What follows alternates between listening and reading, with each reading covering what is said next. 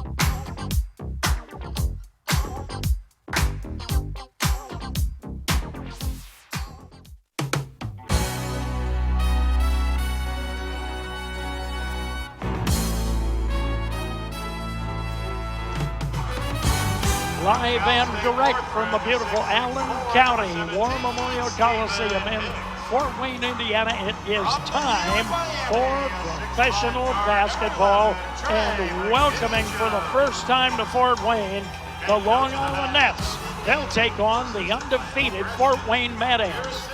How do you do, ladies and gentlemen? I'm Bill Hazen on the back end of a cold, and so I am asking Jaron Jackson, JJ, to carry me through to the finish line tonight. How you doing, JJ? Doing great. I'm going to hold it down for you, man. You don't have to do much talking at all. It's going to be a great day of professional basketball here in Fort Wayne. Well, I knew this would be right up your alley. You wouldn't have any problem with this. Hey, we have a special introduction. Let's pick it up here if we can. Go Mad Ants and be loud for us tonight. Thank you. There we go. That's Nick Zeisloff, whose family is watching in LaGrange, Illinois, suburban Chicago. Interesting that Zeisloff did the introduction, tried to hype up the fans on a night like this, considering he's an IU guy. Oh, yeah. And we cannot go without mentioning that big game that took place here the other night between IPFW and IU. We can't go. A historical game in which a surprise victor in Fort Wayne. So Fort Wayne basketball at the college and the pro level is exciting right now. Here are the starting lineups. The Long Island Nets will start. Trayshawn Burrell and Bo Beach up front. Egadius McKevicic, forgive me. I think you pronounced that right. No, that's great. It is. McKevicic in the middle, the Evansville product. The guards, Tarek Felix and Boris Dallow. The Long Island Nets are coached by Ronald Norez, a Butler grad, class of 2012. We share that in common. But I was graduated back in the 18th century. So you're a Mike. Bulldog, huh? That's Ovid Butler graduated Butler- me himself. Those Butler Bulldogs. Oh, yeah. The Fort Wayne Mad Ants will start Stefan Hicks and Alex Poitras in the middle, up front, along with Rakeem Christmas back starting in the middle. The guards, Trey McKinney-Jones, today's TMJ, and Julian Stone. The Mad Ants, one of two undefeated teams left Here we in go. the league, and here we go. Dallo driving down the lane. Here he feeds it. Burrell on a nice cut to the basket. He has his first two, and Long Island has a quick lead in the ball game. Good start right there by the Nets. Slashing. They got a bunch of athletic players similar to the Mad Ants, so it should be an interesting game. Hicks put it up. It was deflected in the air. It's ripped out of there. Here comes Carrick Felix to the right hand down the lane. Tried to put it up, stripped away, and a whistle. A very aggressive Long Island Nets team. Brand new franchise of the D-League. They're coming in bringing some exciting brand of basketball early in this game. They do. And, you know, they're going to have to work their way up the ladder just like everybody else has. And, Jaron, you know all about that. Here's a long jumper, and it's good. Dallo hitting his first two. They are ready to play some basketball. This young team led by Coach Norred. You mentioned the Butler Bulldog sensation, getting his opportunity to coach. Hook shot off of the glass. Poitras puts it up and in. He has his first 2 points of the game. That makes it a 4-2 ball game. Dallo fed it into traffic. The ball is stolen away. The Mad Ants will go ahead and bring it out. Here is Stone with it. Goes out front. Christmas. Today's TMJ will take a whack at it here. Cross court's on it. Up and firing, a long one, hit the side of the glass. Christmas is there with the rebound, puts it up and in. Christmas came to save the day right there by that that jump shot from the corner by Poitras. Not sure if that's his range, but he took it. Got to believe that's his shot. McKevicic had his shot blocked as he tried to go inside. Mad Ants, Stone with a three. Missed it, tipped out. Poitras ended up with it. Stone, one of the league leaders in assists. Not sure if that is his shot, but I'll tell you what, that's Poitras' shot. You got that right. Now, that's a better shot by Poitras, the Kentucky phenom. Now you're seeing why, you know, he was one of the better players in college at Kentucky. Poitras, a three ball. McKevicic hits the three ball, a big one. Well, I'll tell you one thing. If you play at Evansville, you're going to learn how to shoot the ball. That's right, A-Rad McCutcheon's right out of his playbook from years ago along the banks of the Ohio down there. You better. He did a great job picking pop, big guys, taking three-point shots. Gotta love it. Hicks to the baseline. Felix is on him, knocked away, out of bounds. And the Mad Ants will put it in 8 to shoot. So we're going to have fun with the pronunciation of number 55 yes, from Evansville. Markavicius, did I say that right? We're going to have fun with that. McKevicic. We got to get it right if he continues to hit these three-point shots. Yeah, you're right about that. Here's Poitras. He has a total of 6.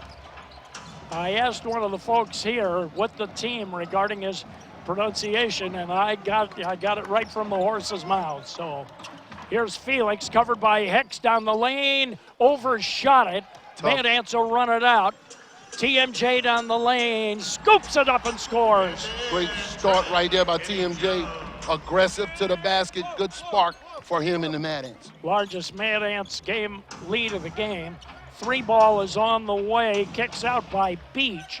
Boy, and Beach can shoot it. He's a confident shooter. You get, when you see him, that's his game from That's North his game, Florida. and I'm impressed with, he started the season off, at least in the first game, playing some good ball, but a little struggles since. Beach feeds it, and to the right hand goes Dallo, puts it up and in. He has 4, and it's a 1-point Fort Wayne lead. Dallo. 10-9. Bill Hazen, Jaron Jackson. Dallo is taking advantage of the loss of McCraft, and he's looking like he's been playing 30-something minutes for a long, long time. Hicks tried an entry. Poitras nearly stolen. Got it, rolls it up and in. Good, Alex Poitras. Boy, Poitras is a quick starter. We've seen that in both games, JJ. Yes. He's out of the gate with 8 points again in the first quarter. He had a great game in Maine just recently. His last game, he had 20-something points, and he is off to a great start on this undefeated Mad Ants team. Dallow feeds it to Burrell, overshoots it. The rebound is batted to the corner. Trey McKinney-Jones has it. Here come the Mad Ants. Down the lane, beautiful move by TMJ. Missed the shot, but tipped it back in. The aggressiveness of TMJ. And a quick bucket and steal in the bucket. We almost missed it, Bill, but A whistle sounded. Yeah, we there probably was a need- steal, steal and in a Hicks bucket. got the basket. Hicks got the basket, but he got hurt. Boy, we need to see the replay of that to really get the most out of that play, the great play by Hicks. all right, injury timeout is being taken here. It'll be a full timeout. We will pause and straighten it out when we return. Coverage of the NBA Development League will continue. It's the Mad Ants 16, the Nets 9.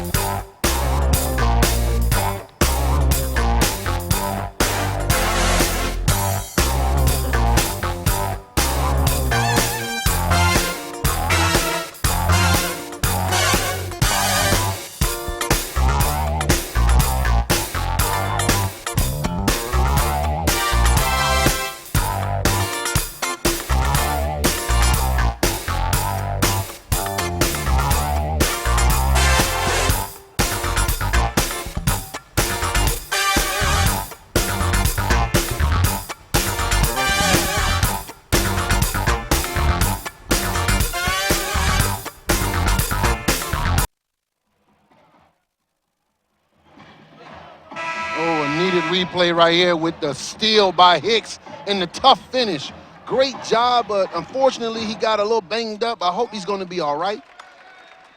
Coach Gansey had a chance to, well, I will guess the referees called a timeout to let him get recover from that bang on the floor.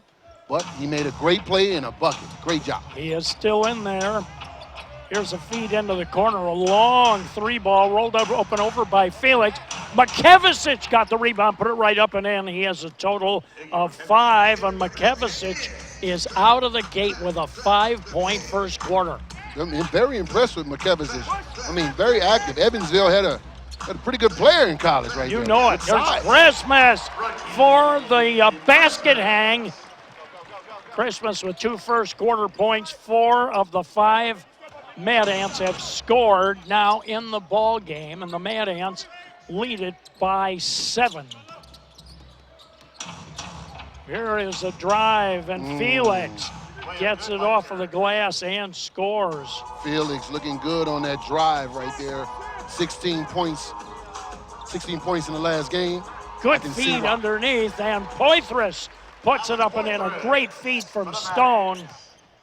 I expect this type of play from AP all season long. He got to take advantage of this D-League and score 20 a game for the Mad Ants. Boy, here's is that a 3? It is. Yes, that was Beach. That was, I believe was that Beach? Yeah, Number Beach 9. scored Yes. it. That's a 3 ball from the corner for Beach. All 5 Long Island players have now scored in the game. Trey McKinney-Jones back to Christmas. Shot puts it up and in. Christmas with a 6-point first quarter. You know, the aggressive play by TMJ, very impressive. He's making plays. He's not turning the ball over, and he's getting the ball to the right people, and Christmas was on that play. Felix to the left hand. Beautiful move to the basket. He scores. He has a total of 4, and it looks like both of these teams now are starting to get into a flow. Lob play, Stone, deep under there. Poitras up off the glass and in. Great control right there by AP from Stone. Stone known for his passing ability, and he was able to gather that rebound and just put it in the basket. Stone, who leads the league in assists, has 5 assists in the first quarter.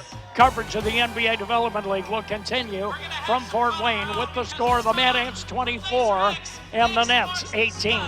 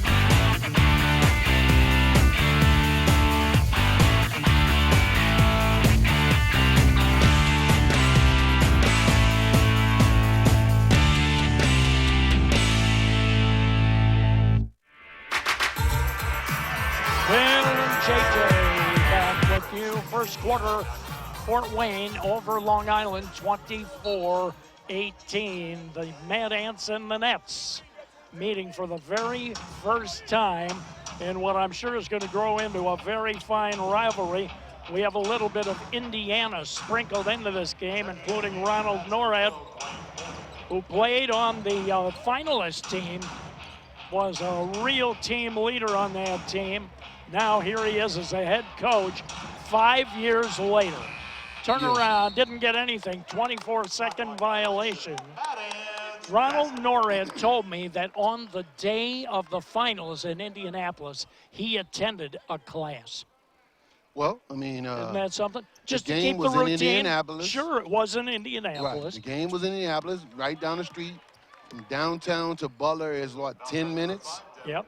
At best, you know, so we was able to go to class on that day, and hey, it's impressive for all of those guys. If there's an opportunity to continue to be a student athlete, you should be, especially when you're in college. Go to class. Julian Stone got the foul. He has the ball. TMJ with a good move. Then he lost the ball. It's stolen away. Ball is fed and on the drive. Dallow overshot it. Boy, that should have been 2 right there. Here is Poitras. That is 2 at the other end. And another assist by Julian Stone. He let the big guy run the floor, waited for him, through the dish and the slam by AP. That's 6 in the first quarter. From the baseline, a long shot on the way, didn't go. The rebound is up and in. Dallow got the basket. He has 6. We have our first substitute of the ball game for Long Island. Dwayne Polee is in the game. We remember that name. His father played pro basketball prior to his son. Here's Trey McKinney-Jones. He's bumped, hits the 3 anyway. Trey for the Trey. I mean, it was just a good stroke. Trey McKinney-Jones is just playing some confident basketball right now. Dallow with a 3, didn't get it. Poitras tipped it over. Rakeem Christmas with a rebound. That's his 3rd. In the forecourt, it's Stone. We're about a minute away from the 2-minute mark for the quarter. Stone flips it to Christmas down the lane and puts it right up and in. Man, everything is just working. The turnovers are limited.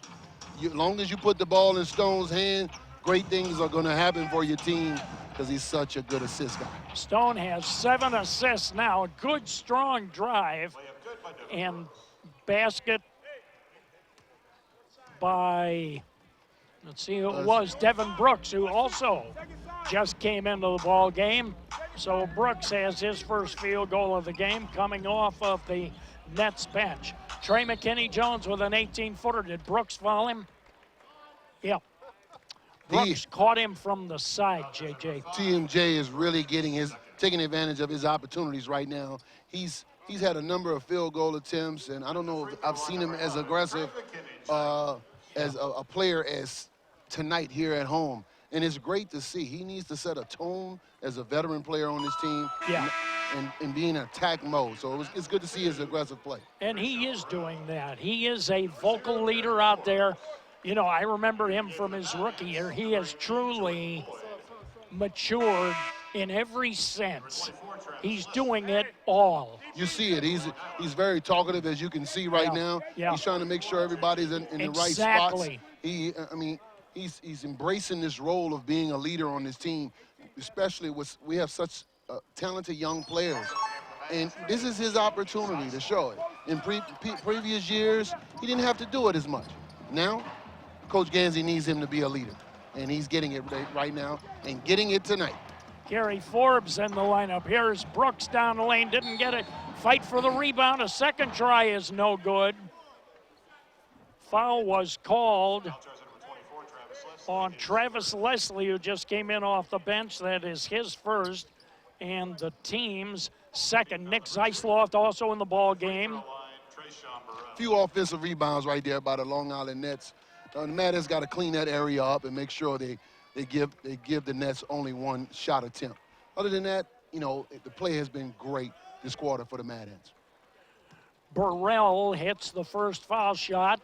He'll have one more, and he gets that one. So Burrell with a 4-point first quarter. Burrell's a good foul shooter at over 83% a game coming in. And approaching 2 minutes to go first quarter. Zeisloft. Looks like a mismatch on the post. Oh, but weren't able to take advantage of it. Now it'll be run out. Brooks with it, fed it ahead, and as J.J. Moore tried to put it in the basket, he got fouled by Travis Leslie, who has 2 quick ones here. J.J. Moore, he's looking like J.J. Jaren Jackson on that layup, man. I thought you were mentioning my name on that. And then I noticed you said Moore. So, hey, I get it. But that was a very good way of attacking the basket. There was some defense right there that couldn't be an advantage for the Mad Ants. So a foul, and J.J. Moore was able to knock down 2 free throws. So J.J. Moore splits the foul shots, and it's an 8-point Fort Wayne lead. Lloyd in the ball game. Jordan Lloyd drives to the basket, off the glass. This guy is continuing his great play. Rookie, University of Indianapolis product, man. Coming off the bench and remains a confident guard on this team. Here's a drive by Poli, spun it, and he had a beautiful inside-out spin on that ball, and it spun right back and in. Young players are playing some good ball tonight. I wonder what's going on with that. Maybe we can get some veteran players to step up and show that they're better players. Poitras, is that a 2? It is. All these rookies are playing well right now, Bill. It's just great to see. Poitras is over his average in the first quarter, JJ. Poitras, 16. AP is a 20-point scorer and a potential call-up guy. There's a reason why he played at Kentucky. Olay into the corner, Forbes up and hits a three-pointer. The veteran, Gary Forbes, the veteran. Nothing phases him. Great shot by Gary. Yeah, he's played in the NBA and also in the D-League. Foul is called. I would bet that the way Trey McKinney-Jones is leading, showing his leadership on the Mad Ants, I would bet that Gary Forbes is a guy that is expected with the Nets. No foul, JJ. They reset the clock. Okay. They signaled 20, and I'm thinking to myself, there is no number 20 for either team. Zeislov, good feed inside. Boy, Zeislov with a nice move. Jordan Lloyd was the guy who got loose down there and drew the foul from Treshawn Burrell. That is his first, and the team's fifth. Jordan Lloyd. I think we're going to be saying his name a lot, Bill, because he is playing. I mean, he actually could be in this starting lineup, the way he is playing. He's playing with a tremendous amount of poise. Yes, for a young player, I mean, he's doing things. He's not turning the ball over. He's being strong on the bounce. Yeah. He's confident with his shot and his playmaking ability, and great off the pick and roll. I mean, you got to be impressed with Jordan Lloyd's play these last few games. 4 points for Jordan Lloyd. He's had some big games. He's been as high as 24 already this year. Impressive, and off the bench. That's what's incredible about it. Yeah. Shot clock, about 8 seconds, just under 8 seconds between the two clocks. Poli, he lost the ball. Shot clock is off. Lloyd between a behind-the-back dribble and didn't get the ball see back. The clock. You see the clock. Down Look at to this guy 4 here. seconds. Got to see the clock. Lloyd. Shot. Zeislov, he sees Zeislov. it, lets it go. Yes! Hits the three! The Hoosier. The Hoosier. Zeislov recognized the clock, hit the buzzer shot at the end of the first quarter. Great look. They're all cheering in LaGrange, Illinois right now, I can tell you that, as well as here in the state of Indiana. And the Mad Ants will take a 12-point lead. Coverage of the NBA Development League will continue from Fort Wayne through 1. Mad Ants 42, Nets 30.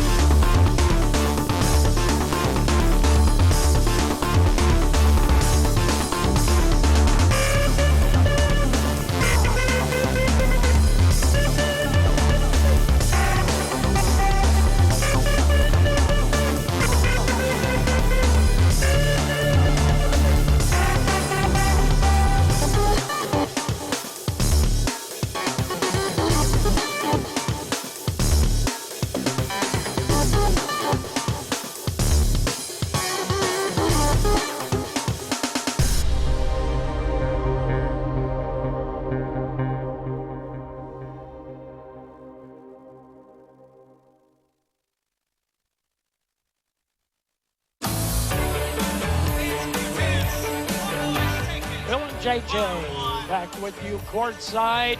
Another strong first quarter performance, JJ. 42 points for the Mad Ants. What they've been doing thus far, they've been starting out strong. They've just been running away from everybody early in these games. We saw this before. Yes, Bill, you know, I might be jumping the gun here a little bit. I know it's going to be a long season, lots of turnover that takes place in the D-League when it comes to these rosters, but as this roster is set right now for the Fort Wayne Mad Ants, they really have a chance to make some noise in this league, particularly in this division, and remain at the top of the division throughout the season. I mean, the way that they are playing, 42 points in the quarter, that's not a fluke. I mean, they've been consistently playing this way, and if it continues, they're going to be hard to stop every night. Zeisloff missed it. The Mad Ants in the first quarter hit 18 of 23, 78.3. Three-point shot by Moore, and he got fouled. I think it was Big Rakeem.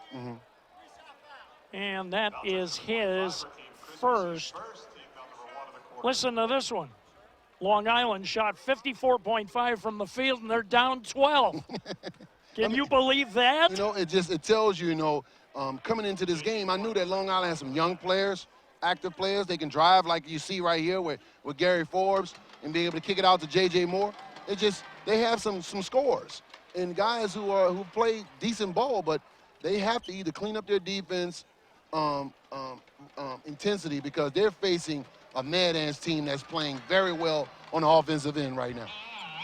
Moore hits 2 of 3, and it's a 10-point ball game in favor of Fort Wayne. First time we've seen the Long Island Nets. Lloyd to the foul line. His pass nearly stolen by Burrell, knocked out of bounds.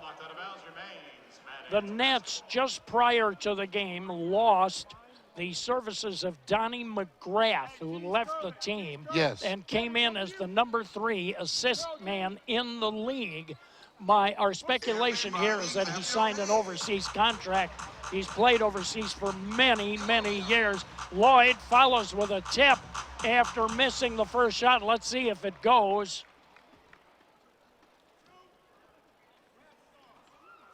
One shot, looks like it's bucket. So the basket is good. The foul was against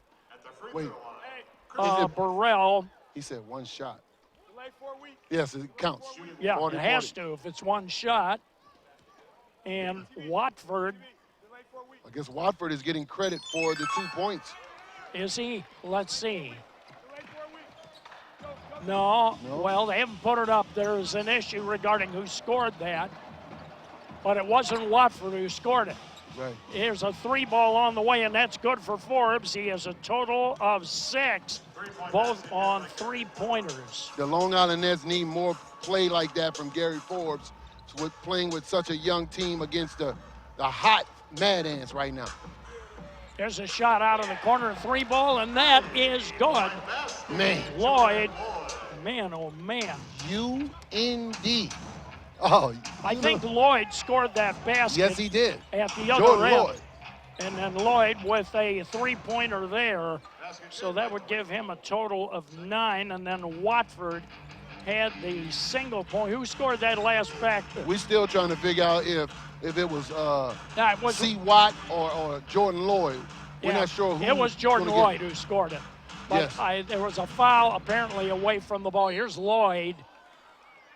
And so, yeah, they have Lloyd now with 9. That is correct. That is correct. But.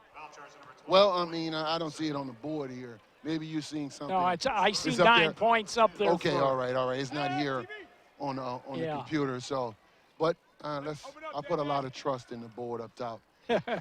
Yeah, I think everyone sees looks like our computer's stuck here. Yes. Why don't you refresh it, JJ? See if we can get a little more action going on now. Lloyd fed underneath. Watford to the left hand, trying to finish it. Foul called. Watford, we know his reputation as a 3-ball specialist, pick and pop guy, but on that play, he was aggressive, going to the basket with his left hand. Couldn't get it to fall, but he gets to the line once again. C. Watt. So he'll have a pair. First one is good. Christian Watford. As you can see, Watford, can he finish inside of 2 feet? I believe he can. But we know he loves that 3 ball. He loves that 3 ball. He hit a couple of threes the other day. From one Yes. 3-ball man to another, JJ. Yes. Know anybody else who loves that 3-ball? Here's Paulie down the lane. And he got fouled, and Watford grimaced on that one. I think he didn't get it. They gave it to Raheem Christmas. He should take that foul. Coach, I think C. Watt should take that foul right there and not give it to Christmas on that play. It looks like C. Watt was the one that fouled him. But good drive by Paulie. Slasher, spin move, active. On the other end, he seems at times, Bill, out of position. Good move, as you see on the highlight. I mean, wow. I mean, pick who you want to give it spin. to. The spin move was great. So he's being active, attacking the basket, Paulie that is. But on the other end, he seems to be at a mismatch or a disadvantage because of his size in the post. So it remains to be seen what happens if Coach Norred keeps him in the game. Paulie splits the foul shots. Felix, he went right over some fans on the front row trying to save the ball. Thank goodness he didn't get hurt there. He plowed right into another row of fans. Now that's seeing pro basketball up close. Can't say every day you have a pro basketball player leaping right over your head. Stone with it. Covered by Dallow. Fought through. Down he goes. Gave it to Christmas, who scored on the flush, but Dallow picked up the foul. That is his first. You know, I'm waiting for the Long Island Nets. Coach Norred, they guys got to figure out how they're going to deal with the penetration of Stone on these pick and rolls here. He's being an assist machine right now, and he's making things happen by throwing the ball to Christmas on the finish, AP, and kickouts to guys like Lloyd and Zeisler. They gave the foul to Carrick Felix. I thought it was Dallow. They gave it to Felix. That is his first. Now, is this a full timeout? Let's see. Timeout is going to be taken. Wow. No, we'll stay right here. This is a review situation, so we'll stay right with it, JJ. Let's remind everybody the Mad Ants are back home Sunday. We're going to be here. We're going to see 5 Iowa Energy. Iowa Energy, one of the great rivalries in the D-League. The first 1,000 fans get a magnetic schedule. That's always good. You can put that right on your refrigerator. Keep track of all the remaining Mad Ants home games with this special item, and that's the easy way to do it. Just put it right on your refrigerator. You always know when the next home game is, so you can come on out and join us and have fun with the Mad Ants. Bill will be here. Jaron will be here. Oh, yeah. We expect to see a great turnout this weekend. Let's take a look at a replay here. See what we're looking at, JJ. And interesting. we've slowed this down. It looks like, Felix maybe was holding Jordan Lloyd as he was coming off the screen. Yeah. And the referee noticed it. Maybe he called it before the ball was passed in bounds. So if you foul before the ball is passed in bounds, then that is definitely I believe a technical. You get some free throws. So Zeisloff stepped up to the line and hits the foul shot. We wanted to say hello to Steve Gansey's parents who are watching in the Cleveland area this evening and pass along our good wishes to them. And I know they have to be thrilled with the start for this Mad Ants team. They have looked incredible. Watford on a three, deep in the cup, and it went out. That's his game. We can't wait to see him hit one of those threes here in Fort Wayne. Traveling violation on Dallow. That's where they're going to miss McGrath a little bit, JJ, in the transition to not having McGrath handle it as he has. He's being missed on both ends. I think McGrath would have been a great matchup for a guy like Julian Stone to be able to contain his penetration and his facilitating. Zeisloff tried to wrap around a pass, but it was kind of a blind feed for Christmas. Christmas had cut toward the basket. Zeisloff didn't see it until the ball was out of his hands, but it hit a Long Island player. And Zeisloff can't make a pass like that. Ronald Norred right in front of us saying, hey, who touched it? Right. He didn't think anybody touched it. That was a low pass right there, Bill. There's no way you can do that to a big guys like that. Zeisloff with a long one. It was caught on the fly by Watford, his former IU teammate. Missed the shot. Felix down the lane. Did not get it. Now it's a run out. Jordan Lloyd feeds it to Watford. Whoops, up the ball goes and out of bounds. Touched by Dallow. Well, I can tell you this now. Now, see Watt, we know he's a three-ball shooter, but I'm not sure if he's a guy that's running the wing and finishing in transition like that. You know, it looks like he was trying to fill that wing, and he wasn't able to get there to be ready for the pass from Jordan Lloyd. Zeisloff, a double comes at him. Ball is stolen away. Forbes on a run out, drops it, and as Dallow dropped it over to Dallow, and as he went up for the flush, a foul was called on Julian Stone. That's his second. Stone, of course, was in a tough spot there, JJ. He's in a scrambled back position. There's really nothing he could do. I mean, I thought actually the lob pass would have been a smarter play on that. But Stone, I thought he did a fairly good job to contain it. Yep. He didn't allow him to get the bucket, as you can see here. He's good. He makes sure he doesn't finish. Yep. Make him earn it from the charity stripe. And you notice he kept his arms down after trying to flick the ball. He's trying to sell the fact he didn't foul him. That's pretty slick basketball right there. Second one, kicked in and out. And Dallow splits his foul shots.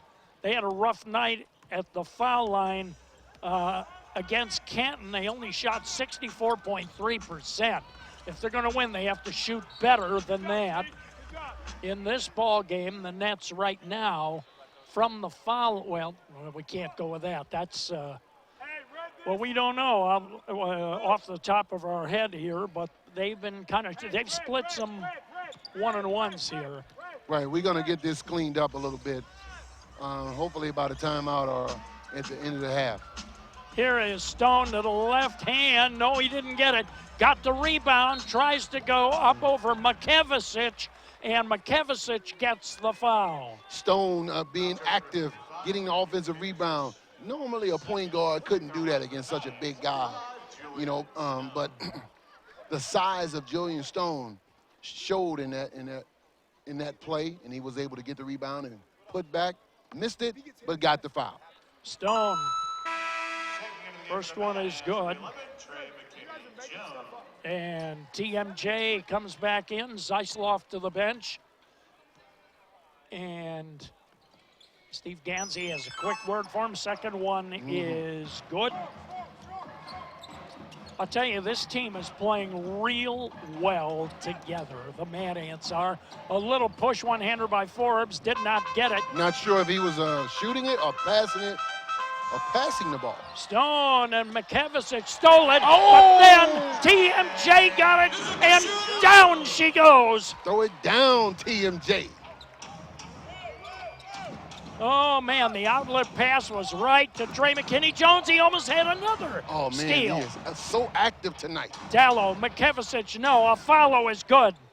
Makevicic, he's active as well. He is active. The big guy is rolling on the screens. He has trying to a make total it come back. of 7. Poitras blocking foul on Beach. Coach Norred is going crazy on the sideline, the young coach. He cannot believe that call right there. He thought AP really charged in there, and he may have a point. But hey, he's got to remember. Well, young coach away from home. Hey, you can't get all the calls, Coach. I think if we get to see that again, watch the left shoulder. He dipped it a little of bit. Poitras. There's no doubt Yes, he he did. dipped it. He dipped it a little bit. Usually that's going to get you an offensive foul. Let's see if that's the case here or not. Maybe we'll have a chance to see that again. Let's watch it right here before the foul shot. Yes, as we can see on the replay. Watch. AP in the post, going right to the basket. Oh, Well. that's a debate that we can have at any time, Bill. So I understand how Coach Nora, the young coach, is feeling right now on the sidelines. He's looking for some love, and he didn't get any in that play. Poitras' first foul shot is good. Yes. He has 17. The ups and downs of coaching at this level. You know, he's got to play the game. You know, probably sell the call a little bit to the officials, make sure he gets the next one and demand consistency by these magnificent officials. Oh, yeah. No, this is a, hey. You got to play the game, man. You got to let them know. Absolutely. And don't anybody get any wrong ideas. He's got to get the next call. Yep, Dallo missed it. 3 ball. Jordan Lloyd hits it. This guy. Wow. Second 3 ball of the game for Jordan Lloyd. University of Indianapolis. Come on. Jordan Lloyd. Kicked out Felix from the left wing on a 3 ball. No. Makevicic kept that ball alive, tall in the trench, but it ended up with the Mad Ants. Oh, my gosh. He should have thought he was supposed to, TMJ was supposed to push that up. Look at this. Lloyd, a pushing one-hander, didn't get it. Dallo with the rebound. The floater. Good try. I thought right there TMJ could have continued the pace, but he slowed it up. Here's a kind of a corkscrew move in there and a basket. The corkscrew. How about that for He opened up the bottle of wine on that one right there. Devin Brooks Yes, he with a did. total of 4. He was spinning around as fast as Linda Blair's head in The Exorcist. You are going back on it, Bill. 60-43. It's Thanksgiving, man. I want to thank you for going back. Technical foul. And we'll go ahead. There's going to be a timeout taken.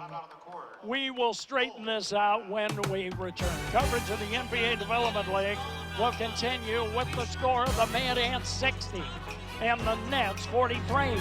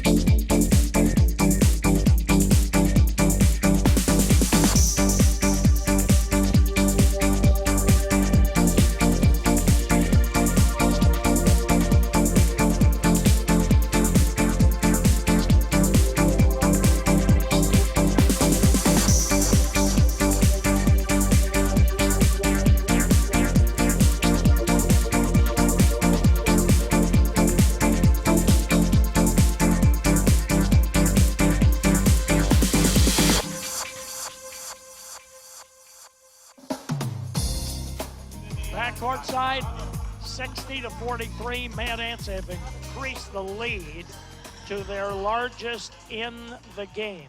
There are only 2 teams going into tonight's action undefeated. Stone will take a foul shot here, and he missed it.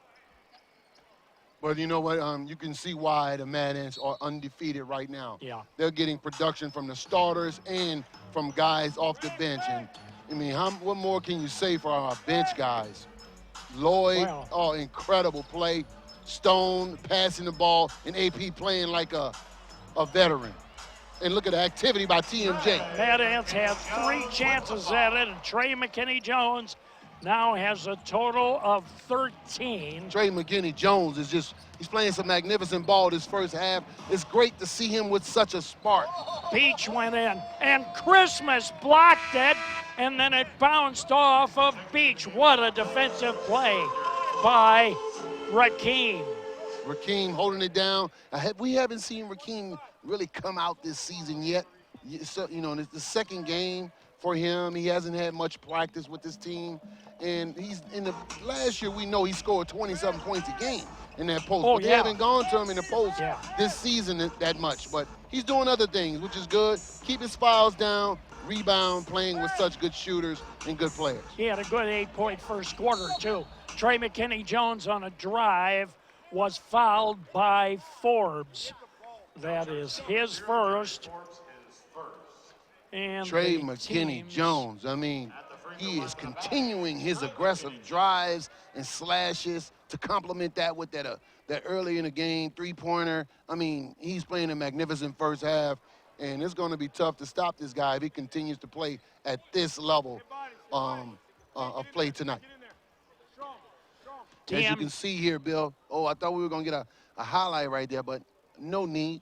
I saw it. Everyone saw that Trey McKinney-Jones was attacking the basket, and we could pull up a few of those clips as replays to show how great TMJ has been so far. He splits the foul shots. He has 14. The Mad Ants lead is 20. 3-ball on the way by Forbes.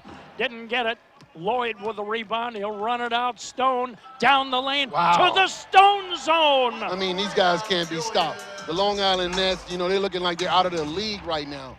These guys got to find a way to make this a game. And Coach Norred is going deep into the bench. He's yanking the whole starting 5, looks like, or at least the current guys on the floor. The lead is 22. Felix got in there, tried to lay it up. The foul was against today's TMJ. That is number 1 on Trey McKinney-Jones, and the team's 4th. I can feel the emotions of the young coach for Long Island Nets right now. The Mad Ants are making a run this first half. Not sure what the right unit that should be on the floor right now. He's looking for a spark. He's looking for some energy. He's looking for something positive for his team. And right now, maybe this is the start of something positive with getting to the foul line by Felix. Other than that, it's just been a downhill stretch for the Nets and uphill, of course, for the Mad Ants. Platoon substitution here, JJ. Yes, he's trying to find the right formula right now, and it's tough. I mean, he could just give whoever is sitting on that bench a chance and hold them accountable. If they come in and produce, great. If they don't, come out the game and bring somebody else in there. Felix splits the foul shots.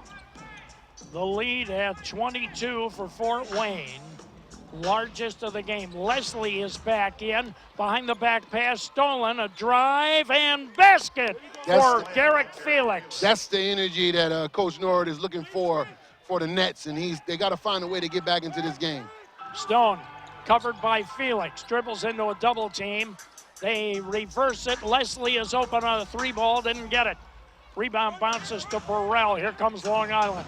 Leslie got to find a way to get his pep in his step right now. Brooks on a drive, sashayed it up there, didn't go, twisted and turned, didn't go. Stone fed it through traffic. Poitras up and under, another basket for Poitras. He has 20 first half points. 20 in the first half. AP, you keep playing like this, man. You'll be back. You'll be in the NBA with a bunch of your Kentucky teammates, man. You're looking just great. 3-ball for Forbes. Nope, didn't get it. Stone with the rebound. The Mad Ants by 22. This is an incredible performance tonight. Christmas bumps into Makevicic. And the foul is on Christmas. On Christmas. Christmas, you know, I give him credit, but at the same time, he's going to have to learn how to play efficient ball and do the little things. He can't get that charge. You know, let the game come to him. I know his teammates are getting opportunities to score, and this is probably a great time for him to show it because this is the way the Pacers are playing right now. The Pacers are playing small ball, up and down basketball, and not really throwing it into the post. So that's what Christmas has to learn if he can see himself playing for the Pacers at some point. To play set screens, rebound, do not foul, do not put foul shooters from on the three-point line. These are the areas that I'm quite sure Coach McMillan and Larry Bird are looking for out of him. And this is a great opportunity for him to do it. Forbes threw it away. Actually, one of his teammates cut in the wrong direction, and Forbes threw to where he thought he was going to be. There was a whistle away from the ball, and a foul was called on Forbes. That is his second. The bonus is in effect. There will be shots when we return. Coverage of the NBA Development League will continue. 2:48 second quarter. Mad Ants 67, Nets 45.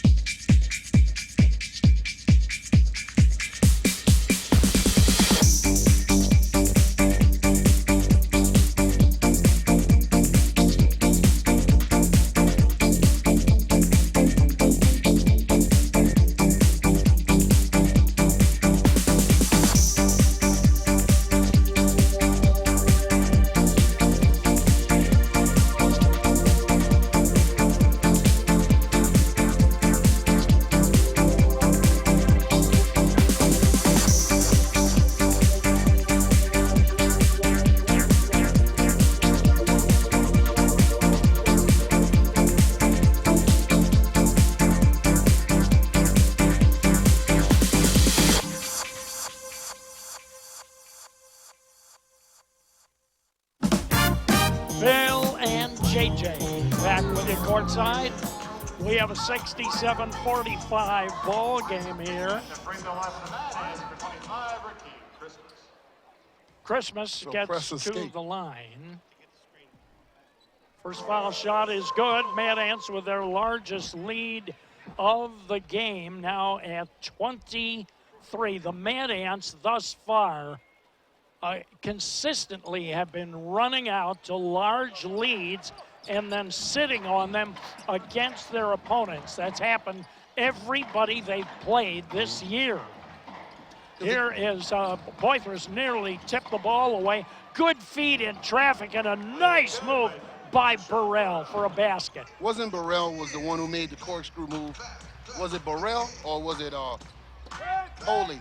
Yeah, not sure, but that I think it was Burrell. It was Burrell twice. You know, it reminded me of Rondo. He makes moves like that where he's dribbling all in the paint. Yeah.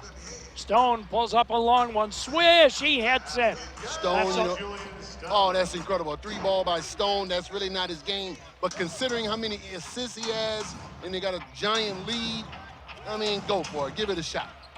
Down the lane. Forbes off the glass. Didn't get it. Fight for the rebound. Makevicic, 1-2. And the Mad Ants are able to get it out of there. Boy, you don't want McKevicic operating under the basket like that, JJ. That's where he's really dangerous. Christmas down the lane, he's hit, gets the basket, foul.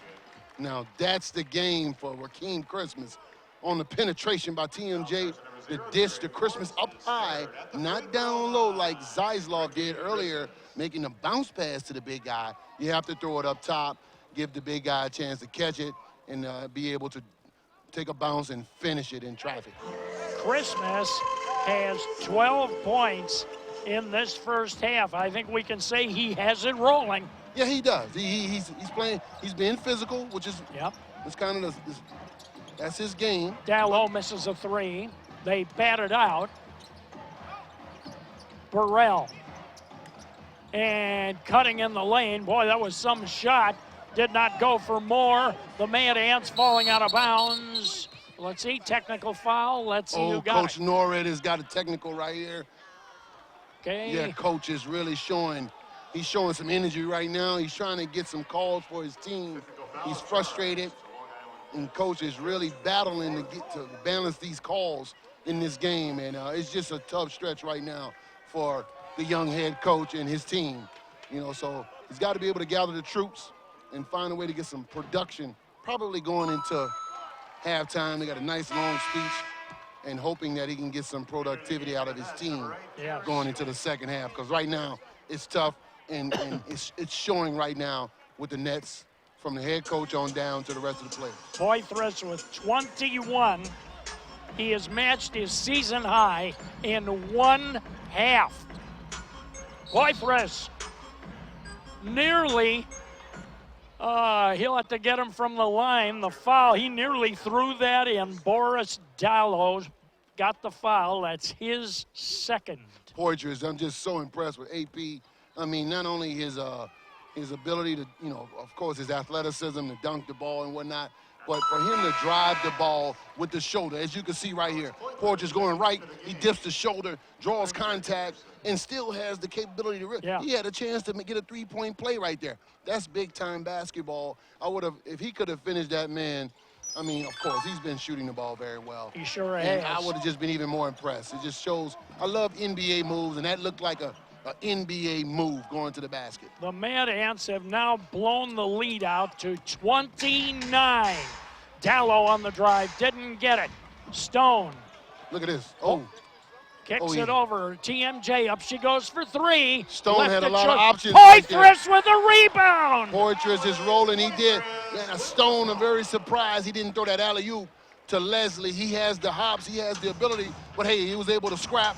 And then AP, once again, who's leading this game right now with 25 points with the putback. Dallow with a shot. It's offline to the right. When we say AP, we don't mean the Associated Press. Not at all. Yeah, well, we have another one. Excuse me, I said 29, it's 31. 78-47. They're the Mad Ants up pushing 80 points again. Wow, this is incredible. Man, look at this kick out for the shot by Leslie. Oh, no. Missed it. McKevicic with the rebound. Dallow feeds it ahead. Shot just before the buzzer by Moore. And that will be it. The Mad Ants are just incredible. An incredible first half. Oh, man, the Long Island Nets are in need of a halftime right now. Well, the Nets were held to 17 second quarter points, JJ. The Mad Ants answered that with 26 of their own. Bill, I must admit, coming into this game, I thought that the Long Island Nets, you know, with their ability to pick up full court, would give them a chance against a very good Mad Ants team. But the loss of McCraft, you can see why it's affecting them. The ability, not only of McCraft, but to not have their assignment player in McCullough. I mean, these guys are in need right now, and that's something maybe they need to discuss. You know, maybe he wanted to stay at home. Maybe he got called up back to the Nets, but they are in need of that type of play. Those two players to be on this team tonight against undefeated Mad Ants. Did I say 26 in the second quarter? I was off by 10, JJ. My math never was very good. It was 36. Man, That's how 36. you're sitting around 80 points at the end of the first half. JJ and I will be back here. We'll talk about it. Coverage of the NBA Development League will continue. We are at halftime with the score, the Mad Ants 78 and the Nets 47.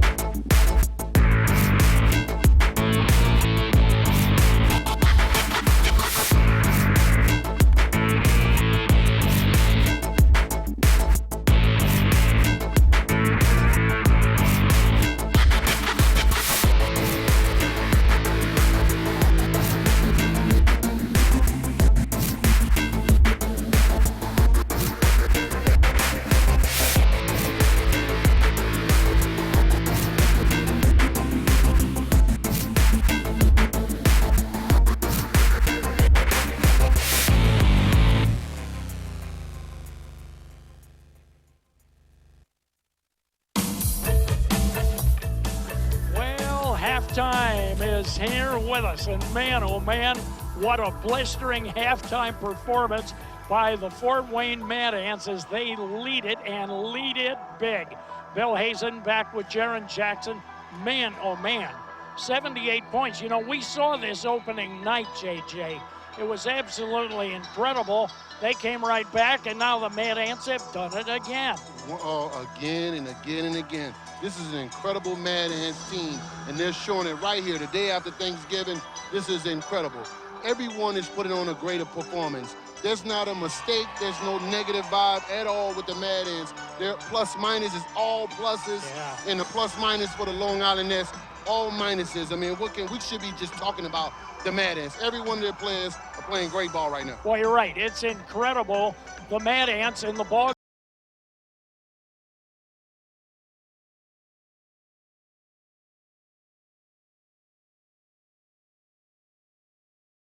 running uphill, and the Mad Ants have put every opponent that they've had this year in that position where they get out in front fast. I don't know, there's a mentality about it. What do you know about it? You've coached this game a long time. I mean, great, incredible, and it starts with the players. I think I give credit to Coach Gansey, as well as Brian Levy and all these guys for the Mad Ants. They put an incredible roster together to start this season off. I mean, and it starts off with guys like AP, Alex Porters, the Kentucky guy. I mean, this guy is showing why he's a big-time player. He's played with NBA players in college, and he's playing like he deserves to be in the NBA right now. Of course, everyone knows Rakeem Christmas, who was here last year on assignment here with the Pacers. He is a presence inside. But right now, every one of these players, this can't go without saying a few words about this young guy off this bench. University of Indianapolis, Jordan Lloyd. I mean, come on.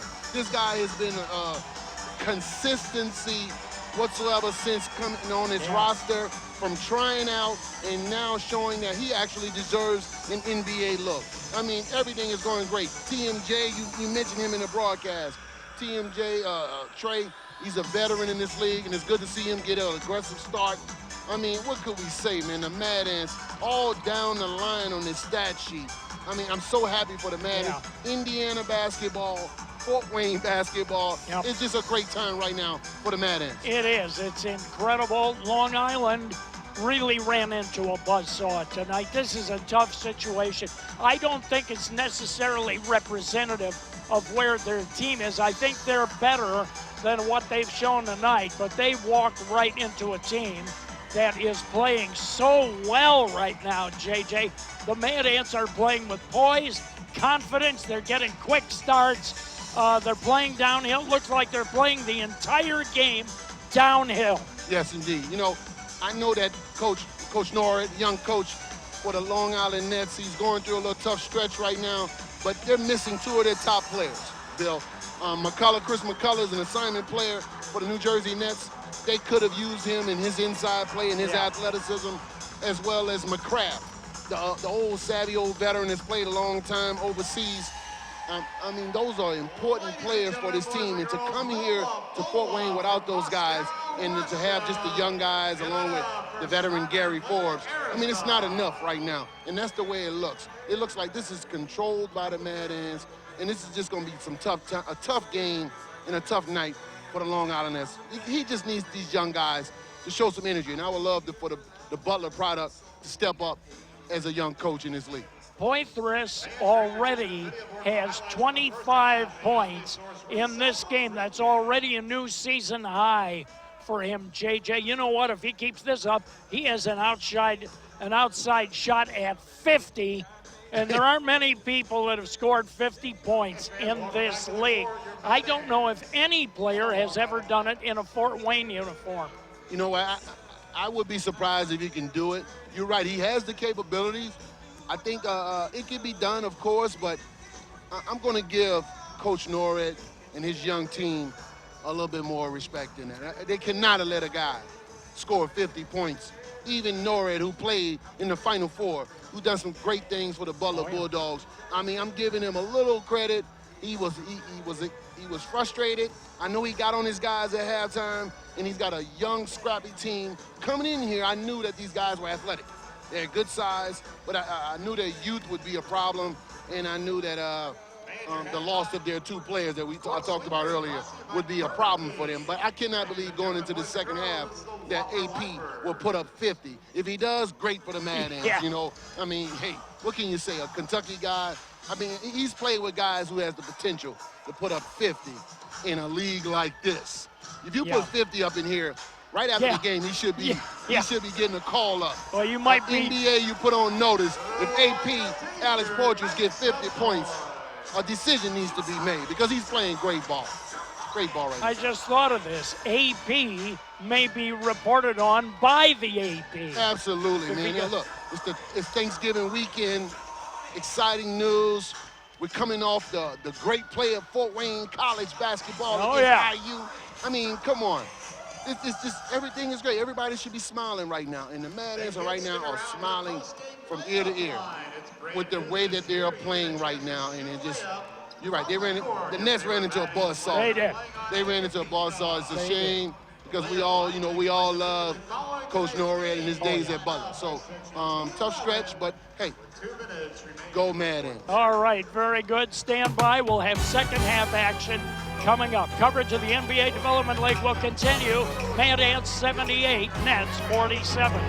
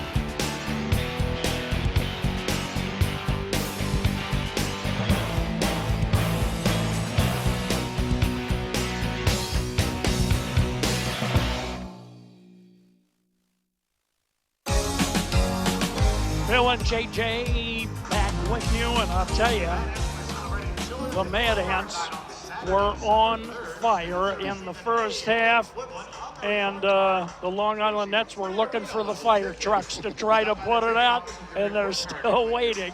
It's been a tough first half. On Saturday, December the 3rd, the Fort Wayne Mad Ants return home, and they will face a brand new rival along with the Nets here as a new rival, and that's the Windy City Bulls.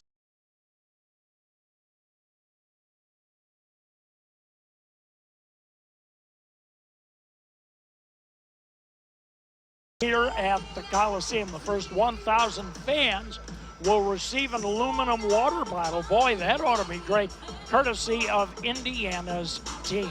Tip is 7 p.m. Bulls Mad Ants, December the 3rd. Please be sure to join us. JJ, let's break it all down here. Poitras hit 10 out of 12 shots from the field to go with 8 rebounds, 25 points.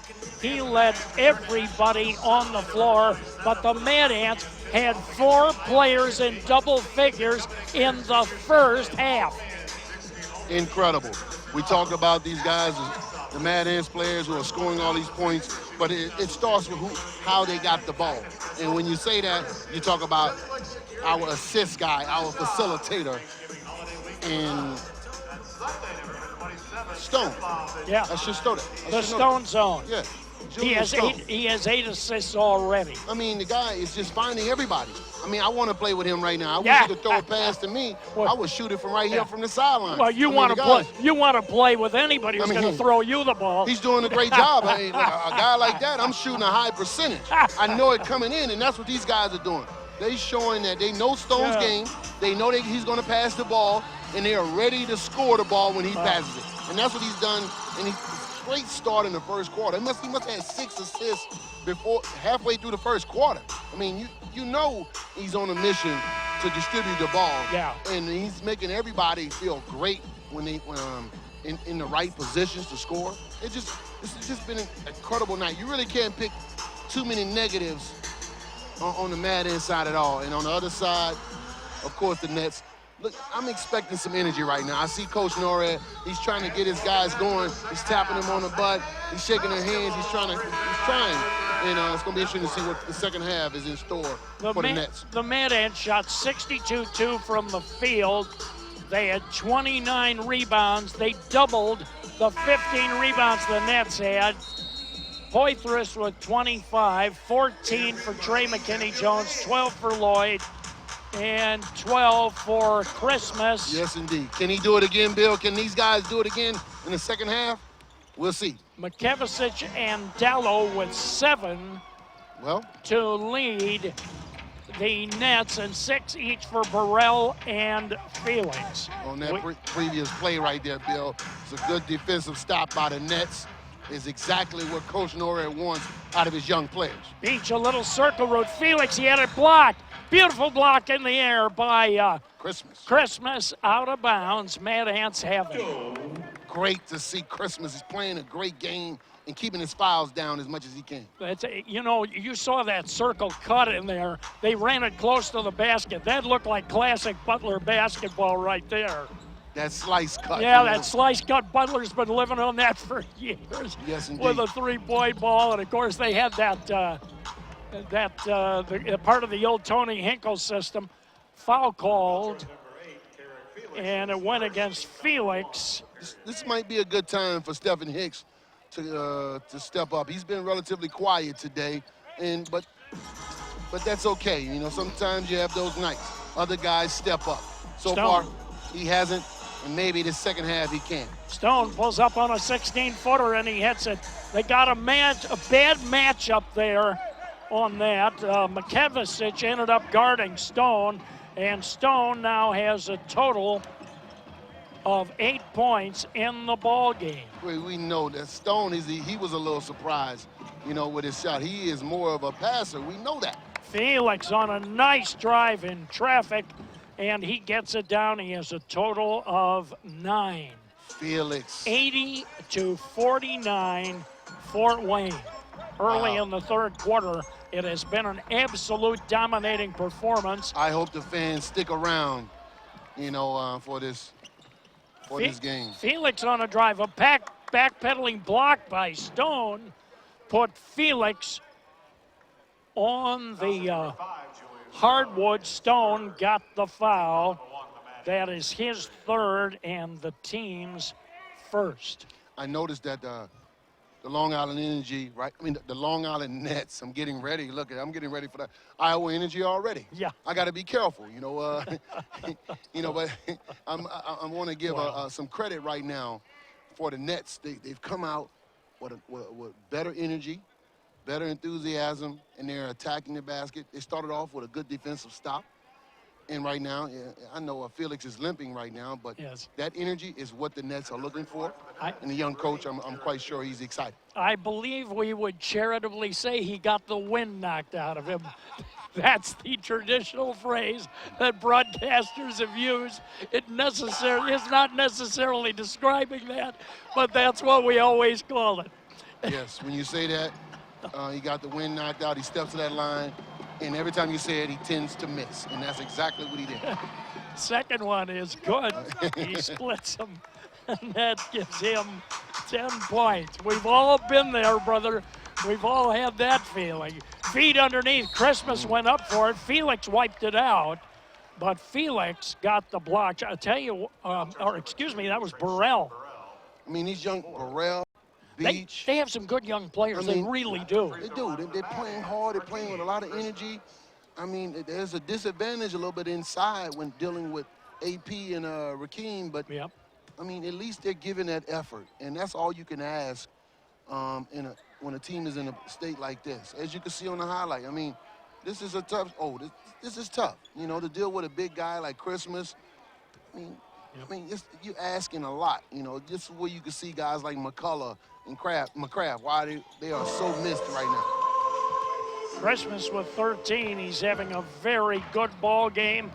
Christmas has 6 rebounds. We could see a lot of double-doubles tonight.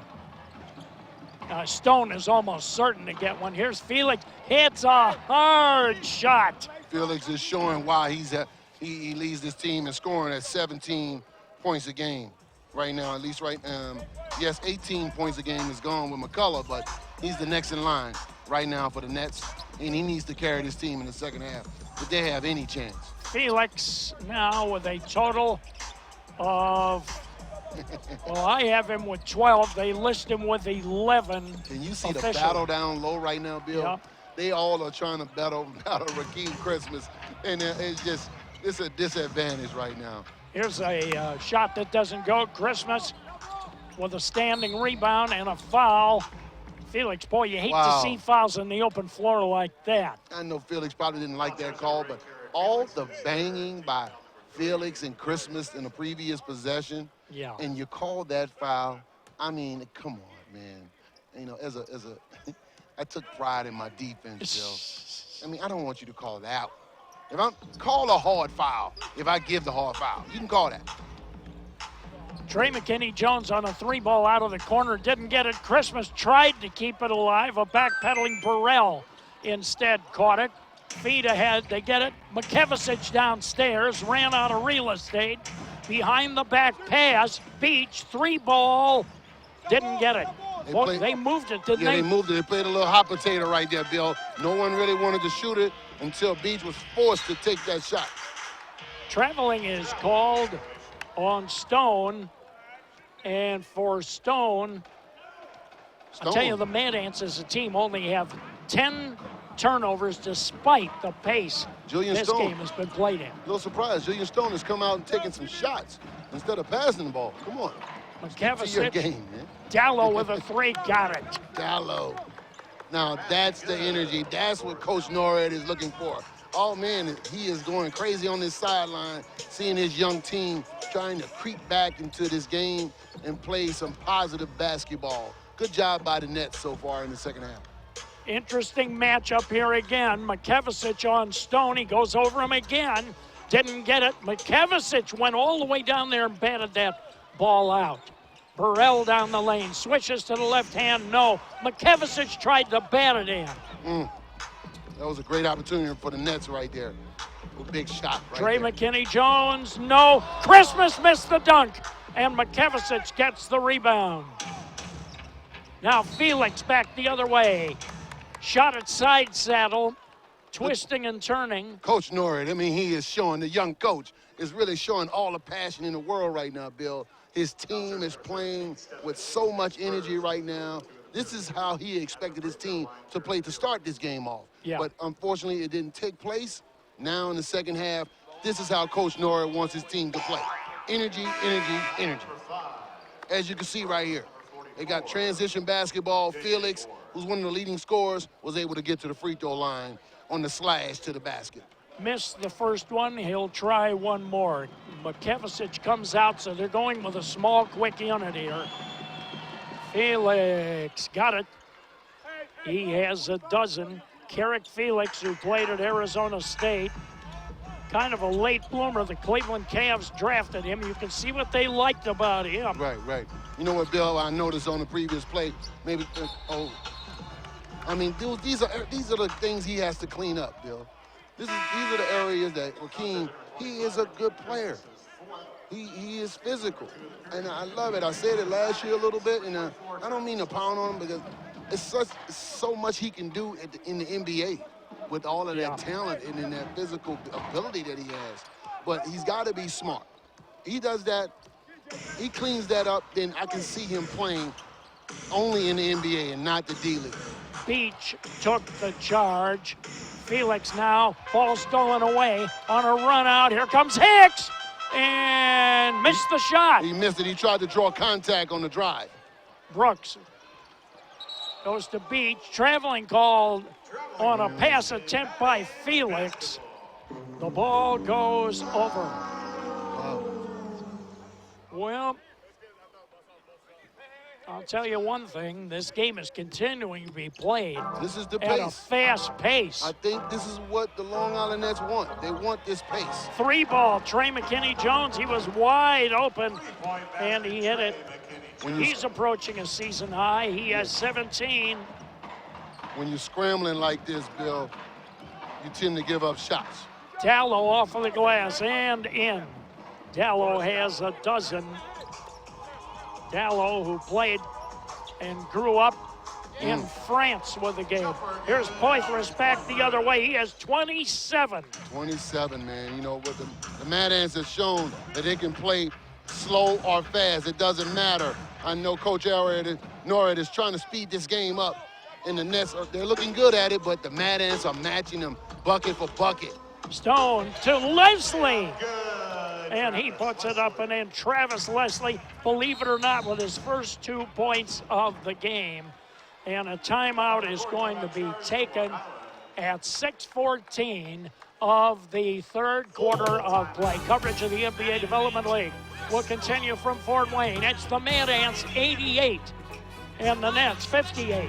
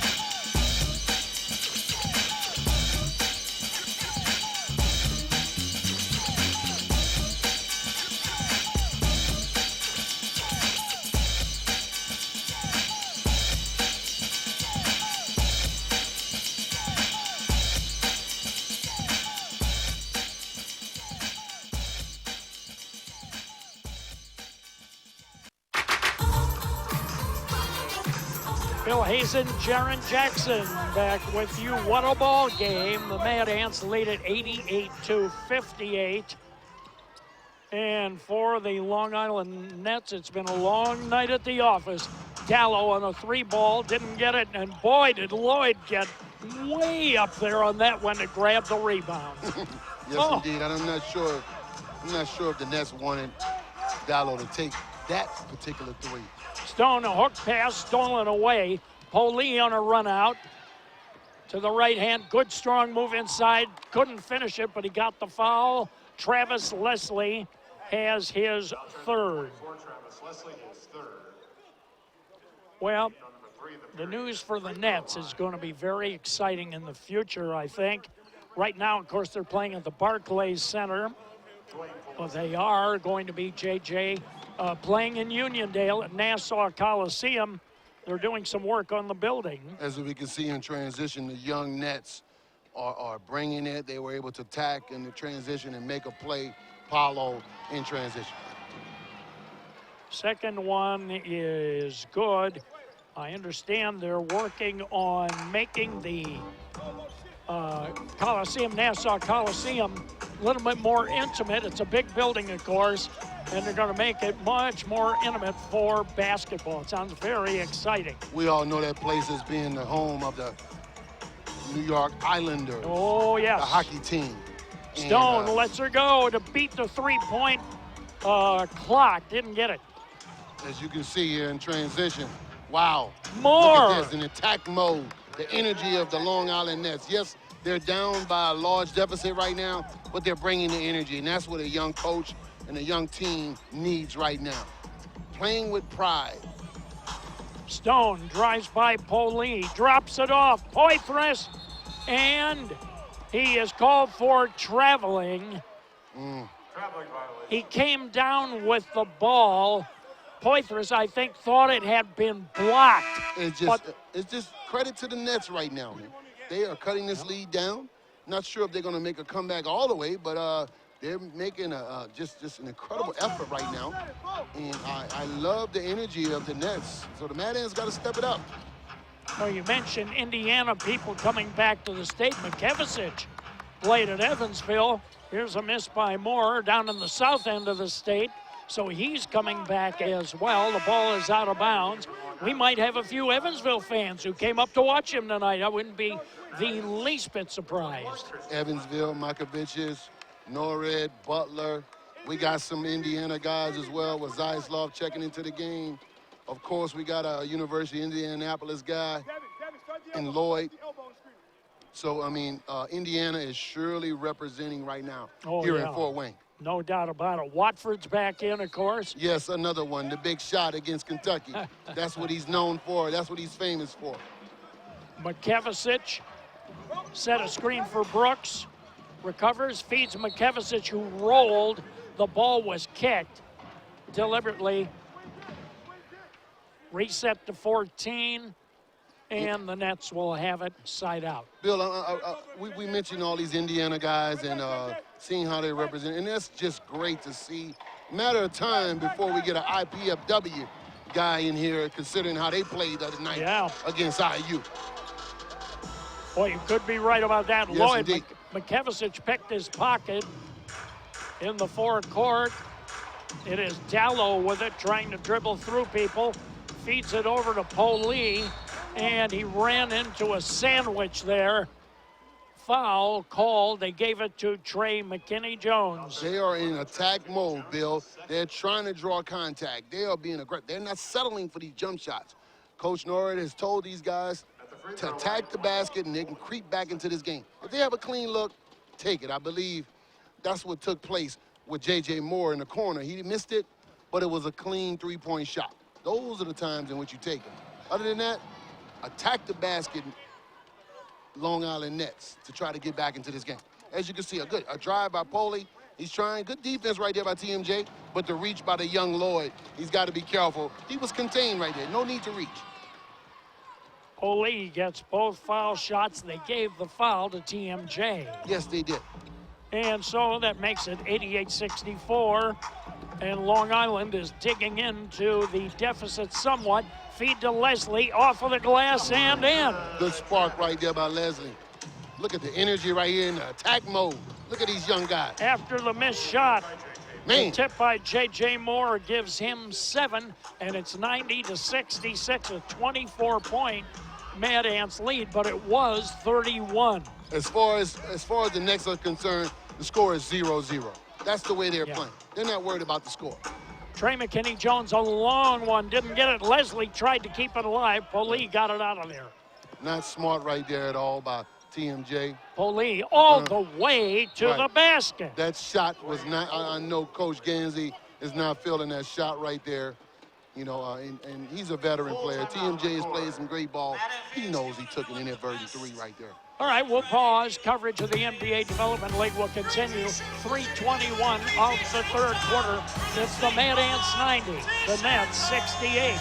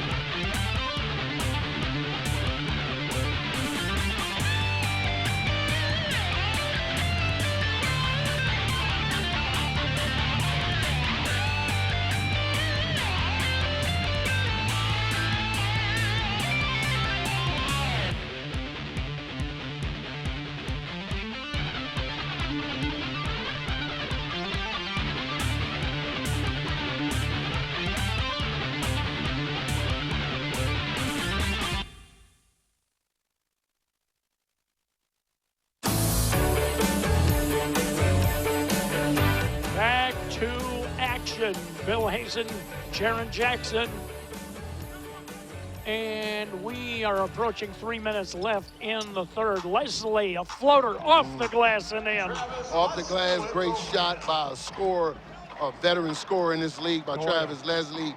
You know, there's not too much you can do with that. But I love the way they were at least picking up with the pressure, the Nets that is. Here's a up and under move by Moore, didn't go. Mad Ants will bring it up the floor.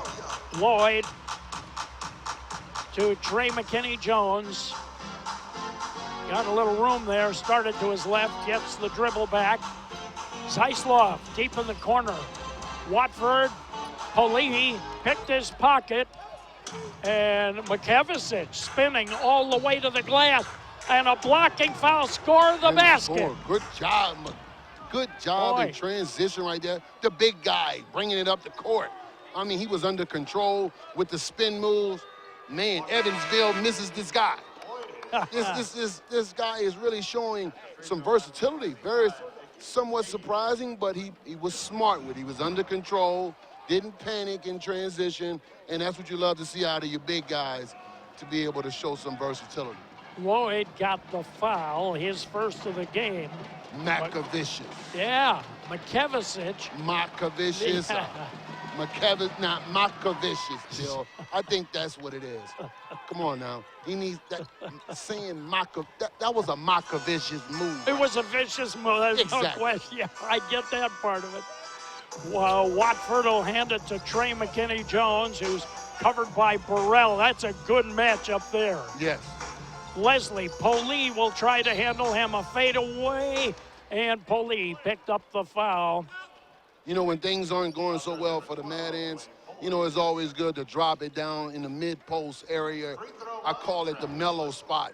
That's what Carmelo Anthony operates, and Travis Leslie, he has that type of game where he can face up mid-post and make plays, and that's a safe bet right there for the Mad Ants, to be able to give him the ball and make something happen. It says that Leslie is 6'4". That's his game, as you can see in the mid-post. This is, I mean, maybe I'm stepping up by comparing him to Carmelo Anthony, but he has the ability to score the ball. I say that with much respect. You know, Leslie has that game, and he's able to show it here with the Mad Ants. Gets both foul shots. He plays much bigger than 6'4". Yes, he does. He can block shots. He's a tremendous rebounder.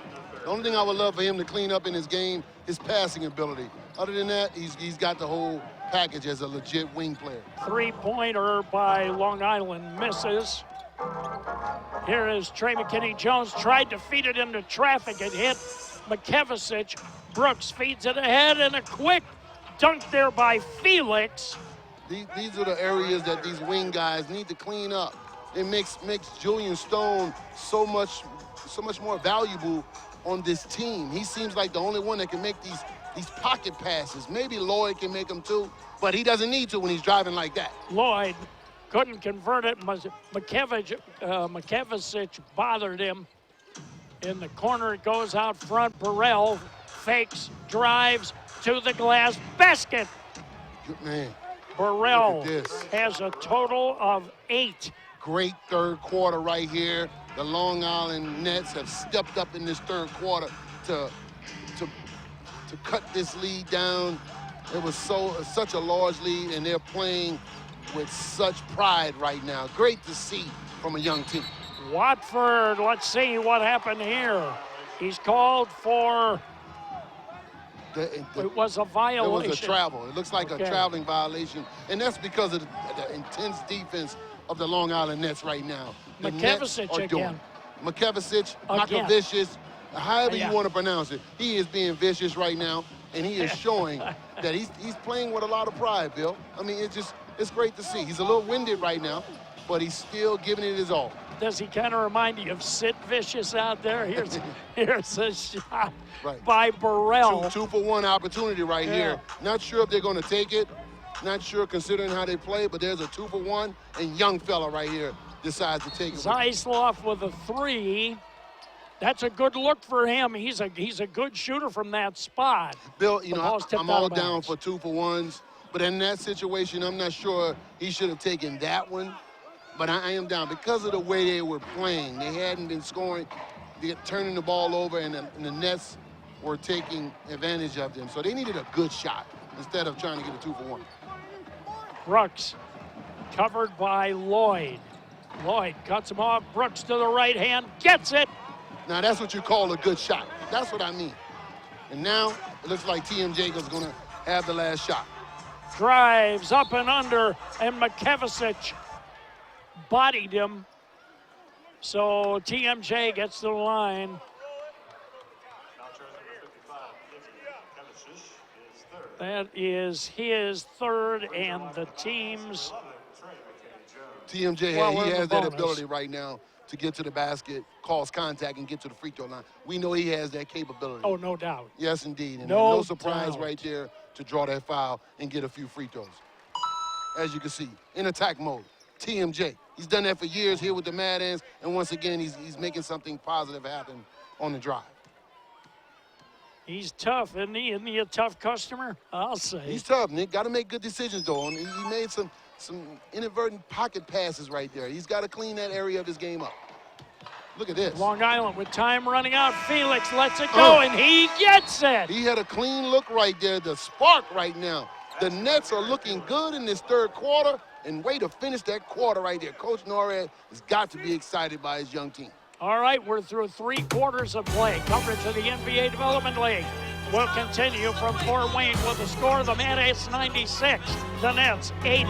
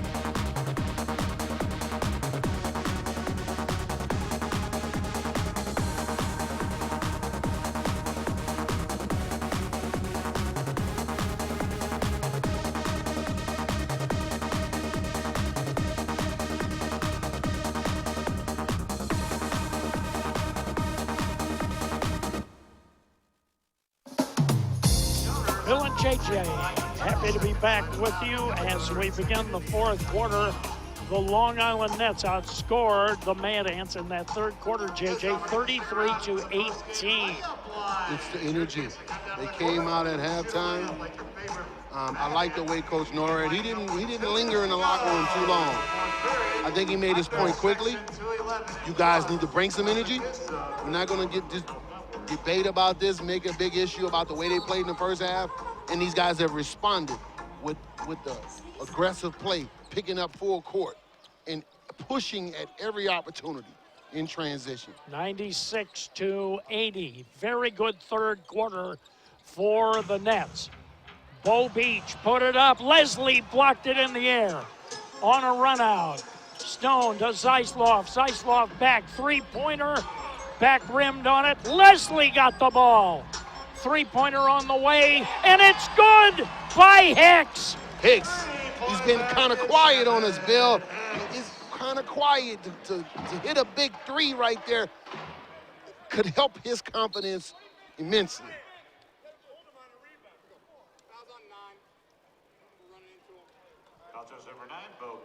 Okay, Bo Beach got the foul, his second. That is a three-point. They're going to double check on the field goal here to see what we have. It looked like a three from our angle, but of course we're right at courtside and tucked into this corner where that shot came. Actually, our viewers would have had a much better shot at looking at it than we had, JJ, because we're on the opposite side of the floor. I'm with you, Bill. Maybe it's the bias that we have right here. It looked like a three to me. I believe it was a three. I didn't see both feet behind the line. There we go. It is a three. It is a three. Great guess, Bill Hazen. I'm impressed, man. Yeah. I am impressed. Well, every once in a while I get something right. As you can see on the replay right here. Can we get the action right here? Was it a three? Oh, yeah. It was a three. Yeah. Looks like a kind of a fadeaway shot right there. Nice shot by Stephen Hicks. A JJ special? I didn't get away with fading on my three-point shots. I had to get my feet set and I just knock it down. But Hicks gets it in. He has a total of 6. Well, I could fade away on those, JJ, with no problems in my dreams. That's all right. I'm just glad you're continuing to dream. Felix. I remember Dave Corzine telling me years ago when I was broadcasting the Bulls, and we had Michael Jordan. Here's Felix trying to lean in, and he gets fouled. The foul was called against Zeisloff. You know, it's his first. You know, they've really been attacking the basket, Bill. They're getting to the line, and the fouls are adding up somewhat with the Mad Ants, and it's just a credit to the Nets. Felix is getting to the line. Poley's getting to the line. I mean, these guys are attacking the basket. As you can see, no one is settling. The post up by Felix. He's taking the young Zeisloff on the post, put him in the chamber, and just something that he can't handle this guy, and he's trying to take advantage of his strength against Zeisloff. Put him in the chamber. Put him in the chamber. Indeed. You know, they call it different names, Bill. Put him in the chamber, block party, he can't guard me. Whatever you want to say, give him the ball and take him on the block. Here's Hicks toward the baseline. Leslie taps at Zeisloff for 3. Ring it up. That's how you get him back. When they try to take advantage of you in the chamber, you come down and hit a 3 ball. Boy, and he got a real good look at that one. You knew the moment that left, you knew that ball was in. Once again, the post up. And off the block this time, Forbes hits for 2. Every time they see Nick Zeisloff, they want to go and post him up. But Nick going to have to get him back, and the only way he can is a 3 ball. Indeed. And, you know, he's going to learn as time goes along how to defend and how the team defends that better. Leslie, here's Rakeem Christmas. He shot it in, side saddle. That is a serious disadvantage right there for the Nets. There is no way. There must be a double team. And look, coach is coming back in with Makovicius to see if he can do something better with Rakeem Christmas. Bo Beach got the foul, Checking into the game for the team Nets, second. 55, Iggy Kimish. And big Rakeem to the line, 15-point night. Missed a tip attempt there by Hicks, did not go. And there's a run out, the ball out of bounds. And it will go to the Mad Ants. That was a great moment right there, you know, by Felix. He could have complained about that turnover, but he didn't. He made sure the young Dallo understood that it's okay, and we're going to make sure we step up and make a better pass next time. Stone feeds it over. Hicks pulls back, ran into his own man. Stone out to Hicks. Up goes a three. It's blocked in the air by Felix. Out of bounds. Boy, if Hicks had head faked on that, he would have had a wide open basket. These Nets are hustling, man. These They young are. guys, they are contesting everything. Maybe Coach Gansey kept AP out too long. I see he has returned to the game. Great move. He is surely needed right now to stop this spark. Three ball on the way. Back rimmed. And Dallo gets it behind the back to Beach. Missed it. And a follow is good. They got a lot of shots at it. And Gary Forbes finally put it in. What did they have? 3 or 4 tries there? They did. They had a number of tries. They were able to finally get it into the basket. You know, I see this team. Yes, the Mad Ants, we have a good team, Bill, no doubt. But I'm proud of the young Long Island Nets and the way they're playing right now in the second half. Yeah, they have found themselves here a little bit. Dallo threw it behind McKevicic. Here's Forbes on the wing, out front to Felix. Drives on Leslie. And let's see, the ball was tipped out of bounds. The ball was tipped out by Christmas. It's going to be Nets ball, but Christmas could have let that go out of bounds. You know, he was out of control and he was stumbling. He didn't see it in time, but he was able to get it. I guess they're going to give him credit for a shot block, I guess. Oh, Stone nearly stole that. Dallo trying Lots to of drive. contact right Oh, and what a hook shot that Incredible was. shot right there. That was incredible. There's so much contact. Surprised the official didn't call a foul. Wow. But he let a lot of the play go. Big shot right here by Trav. Leslie with a 2. Kept alive by Christmas. Tipped out of bounds by McKevicic. Good hustle by And, Rakeem. yeah, he kept it alive. These Long Island Nets right now, man. Wow. They are competing, Bill. They are. They are competing. The lead is under 20. So maybe can they cut it even more? We will see. They're switching the pick and rolls, making Stone make plays. Stone driving on Look at McKevicic. this. Tried to hook it up, no. And Beach ended up with it, and then Beach got hit. Now let's see what's going on. It's the net. It's the 24-second.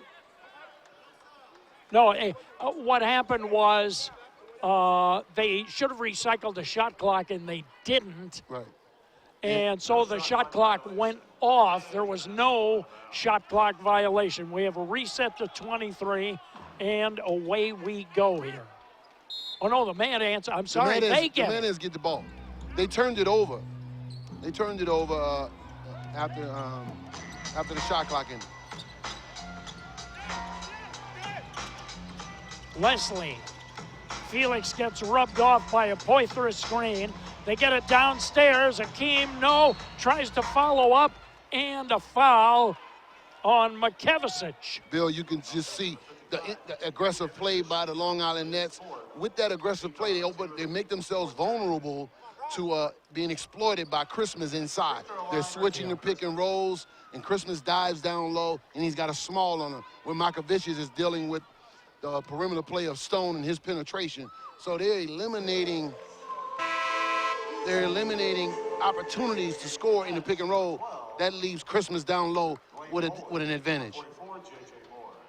That was a real good entry pass, too, JJ. A good high-low entry, right where you want him to get it, where he can operate down there. I mean, yes, you got to pick your poison here, Bill. I mean, Coach Norwood, he decided that he's going to just deal with the mismatch when it comes. He's not going to let Stone come off the pick and roll. As you can see, he remains with those 9 assists.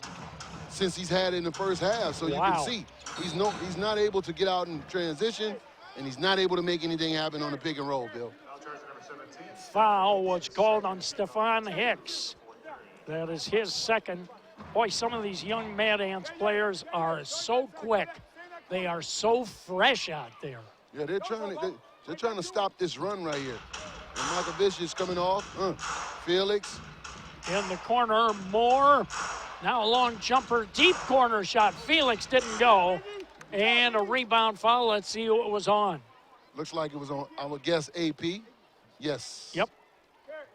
Portres has been quiet since that 27, Bill.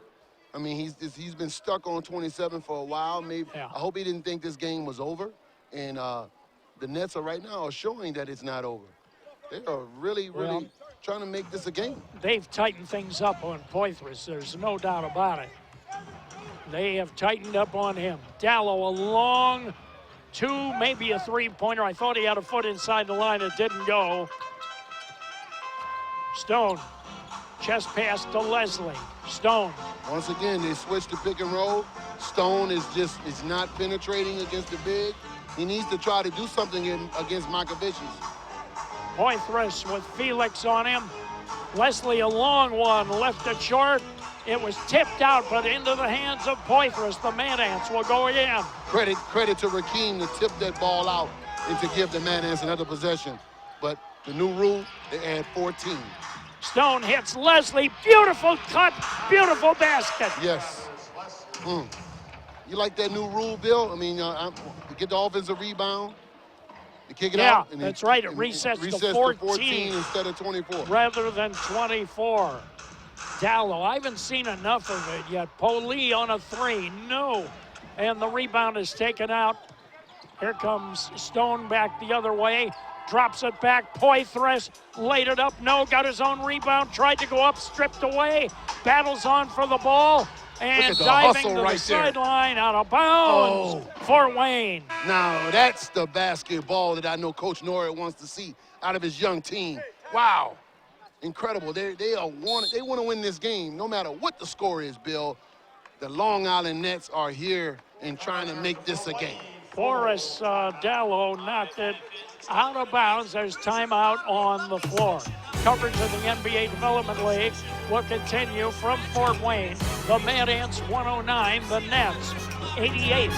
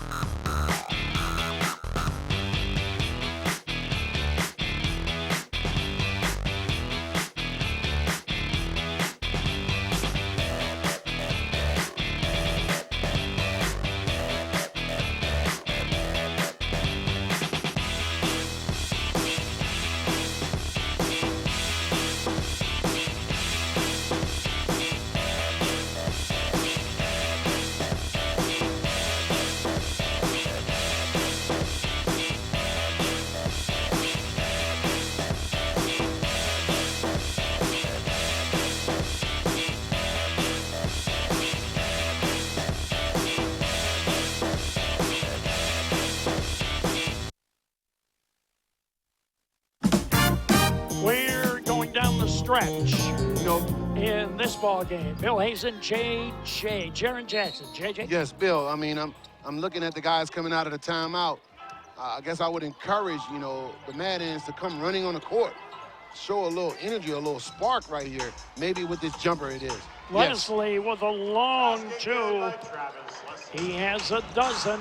Great execution right there. I just would love for the Mad Ants to pick up their energy right now, maybe on defense. All dozen. Bring more energy. Leslie's 12 points have all come in the second half. Poitras, did he pick up a foul or was that just knocked out of bounds? Let's see. We will see. And the official, yep, they gave a foul to Poitras. His second.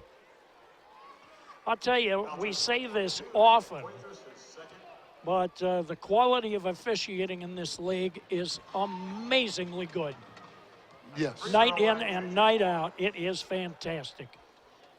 Man, as you can see on the highlight, look, these officials, you mentioned it, they're doing a great job, and they're picking up little things that officials in the past maybe didn't pick up at times. Quick reach by AP, he fouled him. Referee identified it, saw it, and made the call. Great job. And double-checked it with another official just in case there was a difference of opinion. Poitras off of the glass. He now has 29. Every point is a new season high. Yes. He had 25 in the first half. Bill, you mentioned the officials. As the credit goes to George Tolliver, I've been knowing a long time NBA official who is the head of the officiating for the D-League. He's doing a great job with these officials, and it's great to see year after year these young guys, officials are coming into this game, in this league, and you can see the consistency of their calls. It really is. It's amazing to me. A lot of these guys are young. It's amazing how good they are. Quality. They're coming in, they're professional, they're thorough.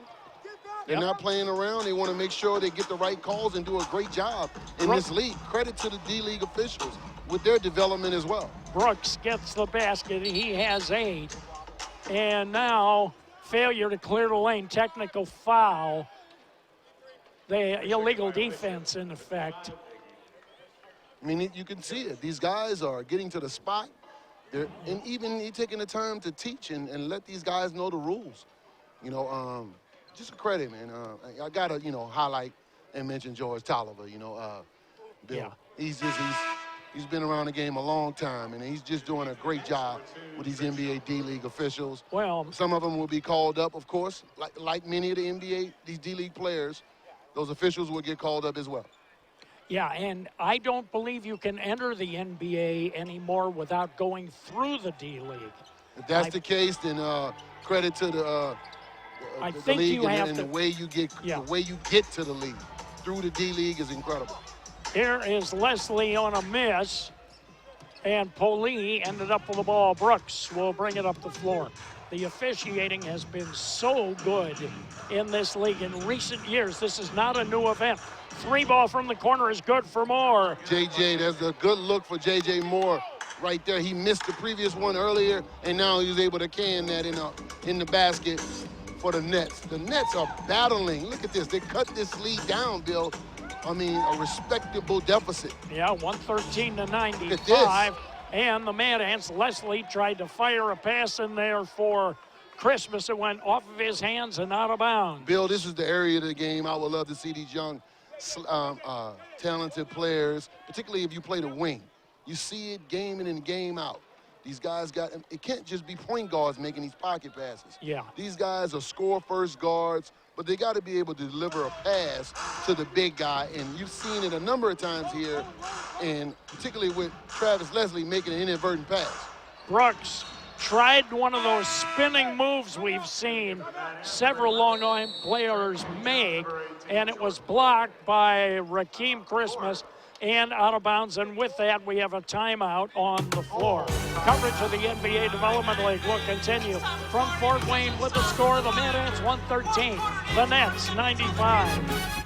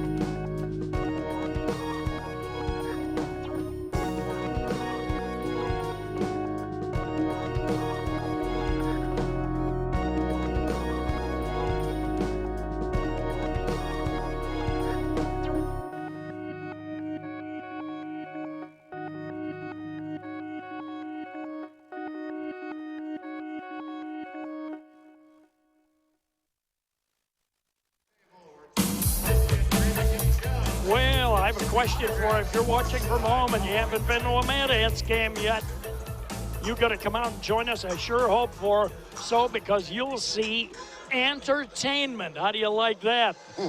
We're on display at the Coliseum. The Mad Ants not only have NBA level play, but the Kids Zone, Drumline, Miss Shot, dance team, giveaways, face painters, so much more. It's all here. More, and a beautiful shot blocked by Rakeem Christmas.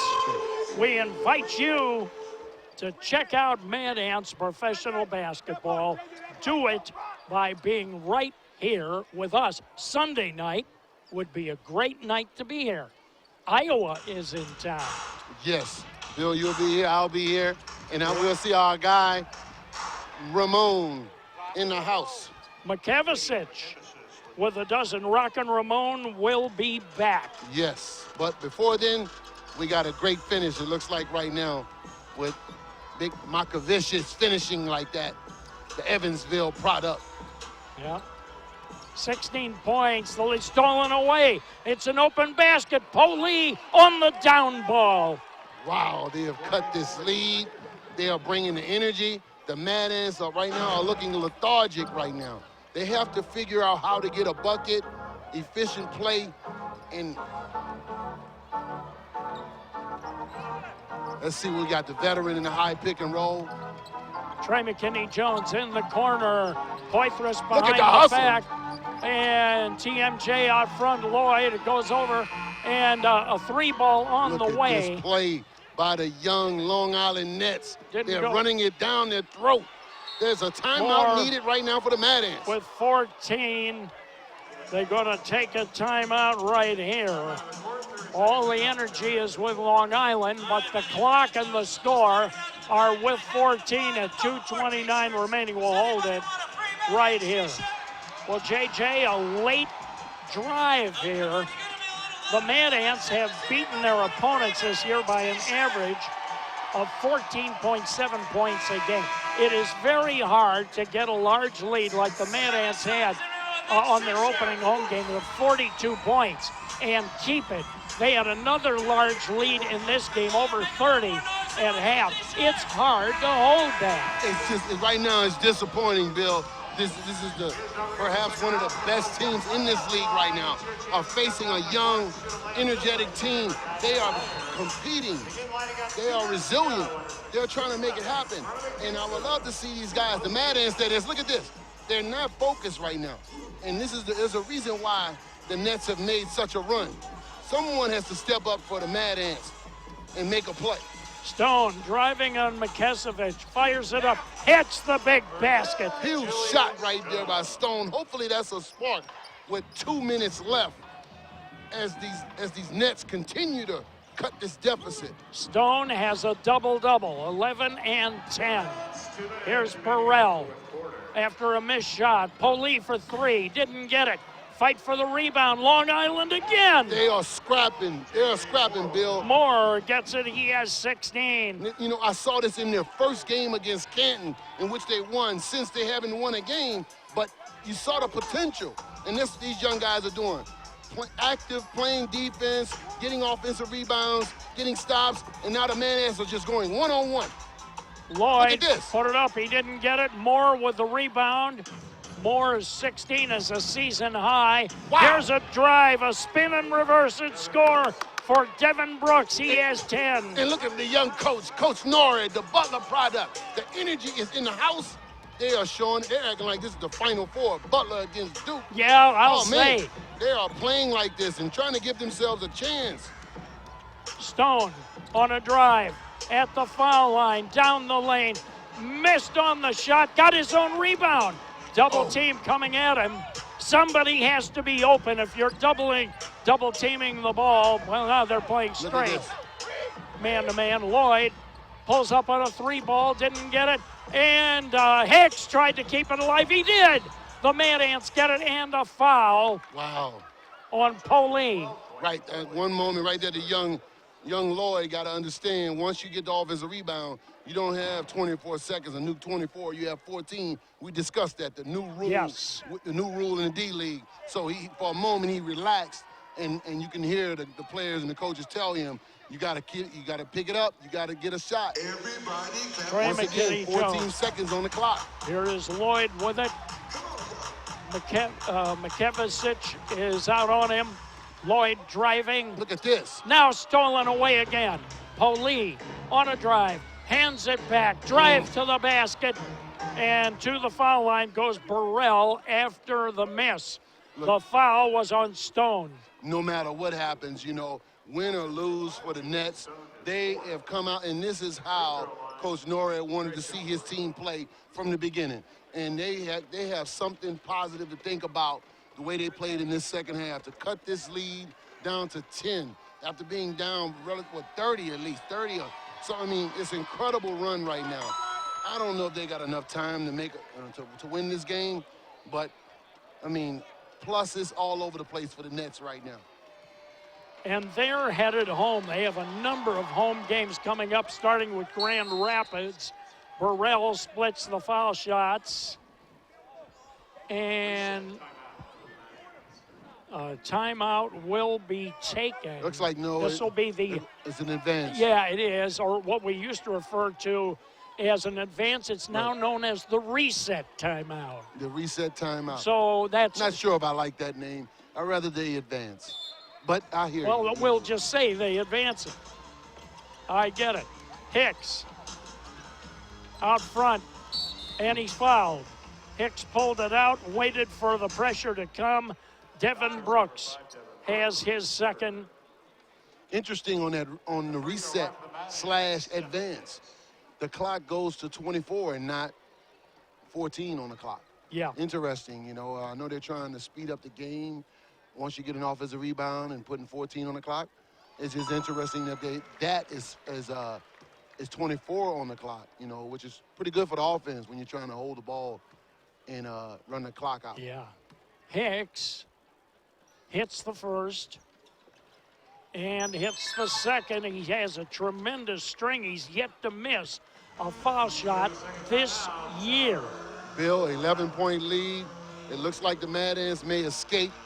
But Coach Norred and the Nets, they have some great things to discuss in the film room. Great effort by that young team. They have Grand Rapids Sunday, the Windy City Bulls Tuesday, and then Santa Cruz on Thursday. The Mad Ants are home Sunday against Iowa.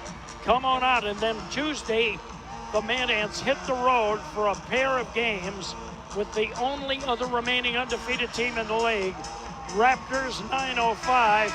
And then Saturday, for the first time, the Windy City Bulls will be here in Fort Wayne. The Mad Ants, we said they're probably going to end up winning this game. You got Iowa coming up, but yeah, I'm quite sure those two games in Canada are going to be incredible because they're playing such great ball with the young Bruno Cabello that we know of. He's playing great basketball. Good block shot by Poitras on the drive, and then a foul called on Burrell. AP, big win, but there are some positives, a lot of positives in the first half for the Mad Ants. In the second half, not so. Not so, and they have to learn how to finish games, and I think they will. Sometimes you have these nights, Bill. Oh, sure. You have these nights. This young Nets team showed resiliency right there. They are not going to come in here and just get blown out and just give up at halftime. And I expected this, not as much, but I expected this team to compete. And I give a lot of credit, Coach Norred, young coach who's you can see him on the sideline. He's bringing so much energy, and he's inspiring these young players to pick it up in the second half, and that's exactly what he did. And it showed right there on that jump shot. Brooks, they're still competing. Look at this. Oh, interesting call. Oh, man, I thought they were going to give that call, a hustle call to the Nets. But, hey, man, Brooks, he hit the big bucket and the foul. Much respect due to the Long Island Nets tonight and the way they came back in this game. And so Lloyd gets back to the line. I've seen so many games like this, and I can tell you only a handful of them does a team play at the same level all the way through. It just does not happen. Right. You know, and maybe that's the sign of the league. Maybe that's a good thing to keep it competitive. But this is also a sign of how you got to find a way to remain consistent with your play. Yeah. And the players that you bring on the floor, you expect a lot out of them, even when things aren't going so well. Get a timely bucket. You know. Let's see some urgency, some sense of urgency out of the Mad Ants. I didn't see that in the second half. There was no sense. Occasional shot made here and there, but the urgency came from only the Nets. Down to the closing seconds. Burrell on a three, didn't get it. Lloyd wins the race to the ball out of bounds, and the Nets have it back. Credit to the Mad Ants. They played great early, and I think that's the positive we got out of this. I think Coach Gansey is going into the film room and show this second half. And Moore got it. I think that counts. It does. Mad Ants win, but they got some learning to do. Well, they have some things to work on, but I'll tell you Absolutely. this. Coach Ronald Norred, I'm sure he had a very clear message at halftime to his players, and it probably didn't take very long to say it. That's why they were out here so fast. Right. He didn't keep them in very long. It was real simple. You can play better than this. Go out and show me. You know, Coach Norred, you could tell, he was in his suit, but you can feel that he really wanted to get on the floor with how animated he was on the sidelines in that second half. And those players stepped up for Coach Norred. It was just great to see. You can see how the team is just bringing it for him in that second half. But once again, a night like this, it does go to the Mad Ants. We get the win, yes. But come on, maybe I'm a competitor. You're a competitor, Bill, when it comes to being on the microphone for many years. I'm a competitor as a former player and a coach. You just want to see quality play and consistent play. And it just didn't take place. It was a tale of two halves. And you got to go back to the drawing board a little bit for the Mad Ants. They can take this win, yes, but a lot of pride and respect to the Nets. Yeah, no doubt about it. Taking a look at the scoring, Poitras, let's start with the Long Island Nets. They were paced by J.J. Moore with Carrick Felix with 19, J.J. Moore with 18, 14 points for Boris Dallow, 13 points for Devin Brooks. The Mad Ants got 29 from Alex Poitras, 25 of those in the first half. And then after that, 17 from Rakeem Christmas. We had a bunch of double-doubles here. We tell you about those, but our computer is jumping around. It's jumping back and forward, led by Felix. Markovicius with 12 and 6. Yep. Dallow with 14. Well, I give up on this we give up on the for computer tonight. screen. We give up on that. We're waiting for the stats here. Trey and you can read off. McKinney-Jones with 19 points. And then on our double-doubles for the Mad Ants, 29 and 12 for Poitras. 19 and 10 for... Who was it? I know Stone had a double-double. Stone had 10 points, but he had a double-double. I know he did. But Bill, 10 and 11 for him. We're gonna 19 and 10 for Trey McKinney-Jones. 3 double-doubles in this ball game. Yes, we're going to get the stat sheet. I know right now, but we tried to sum up this game, and yes, there were some great moments for the Mad Ants in the beginning. In the first half, you just impressive energy and play out of the Mad Ants. You thought we were going to run these guys out of the gym. You saw the play of the young, Jordan Lloyd coming off the bench with a spark. You saw Christmas for the first game in this season where for him, that is, this is his best play this season. He scored some buckets. He was physical inside.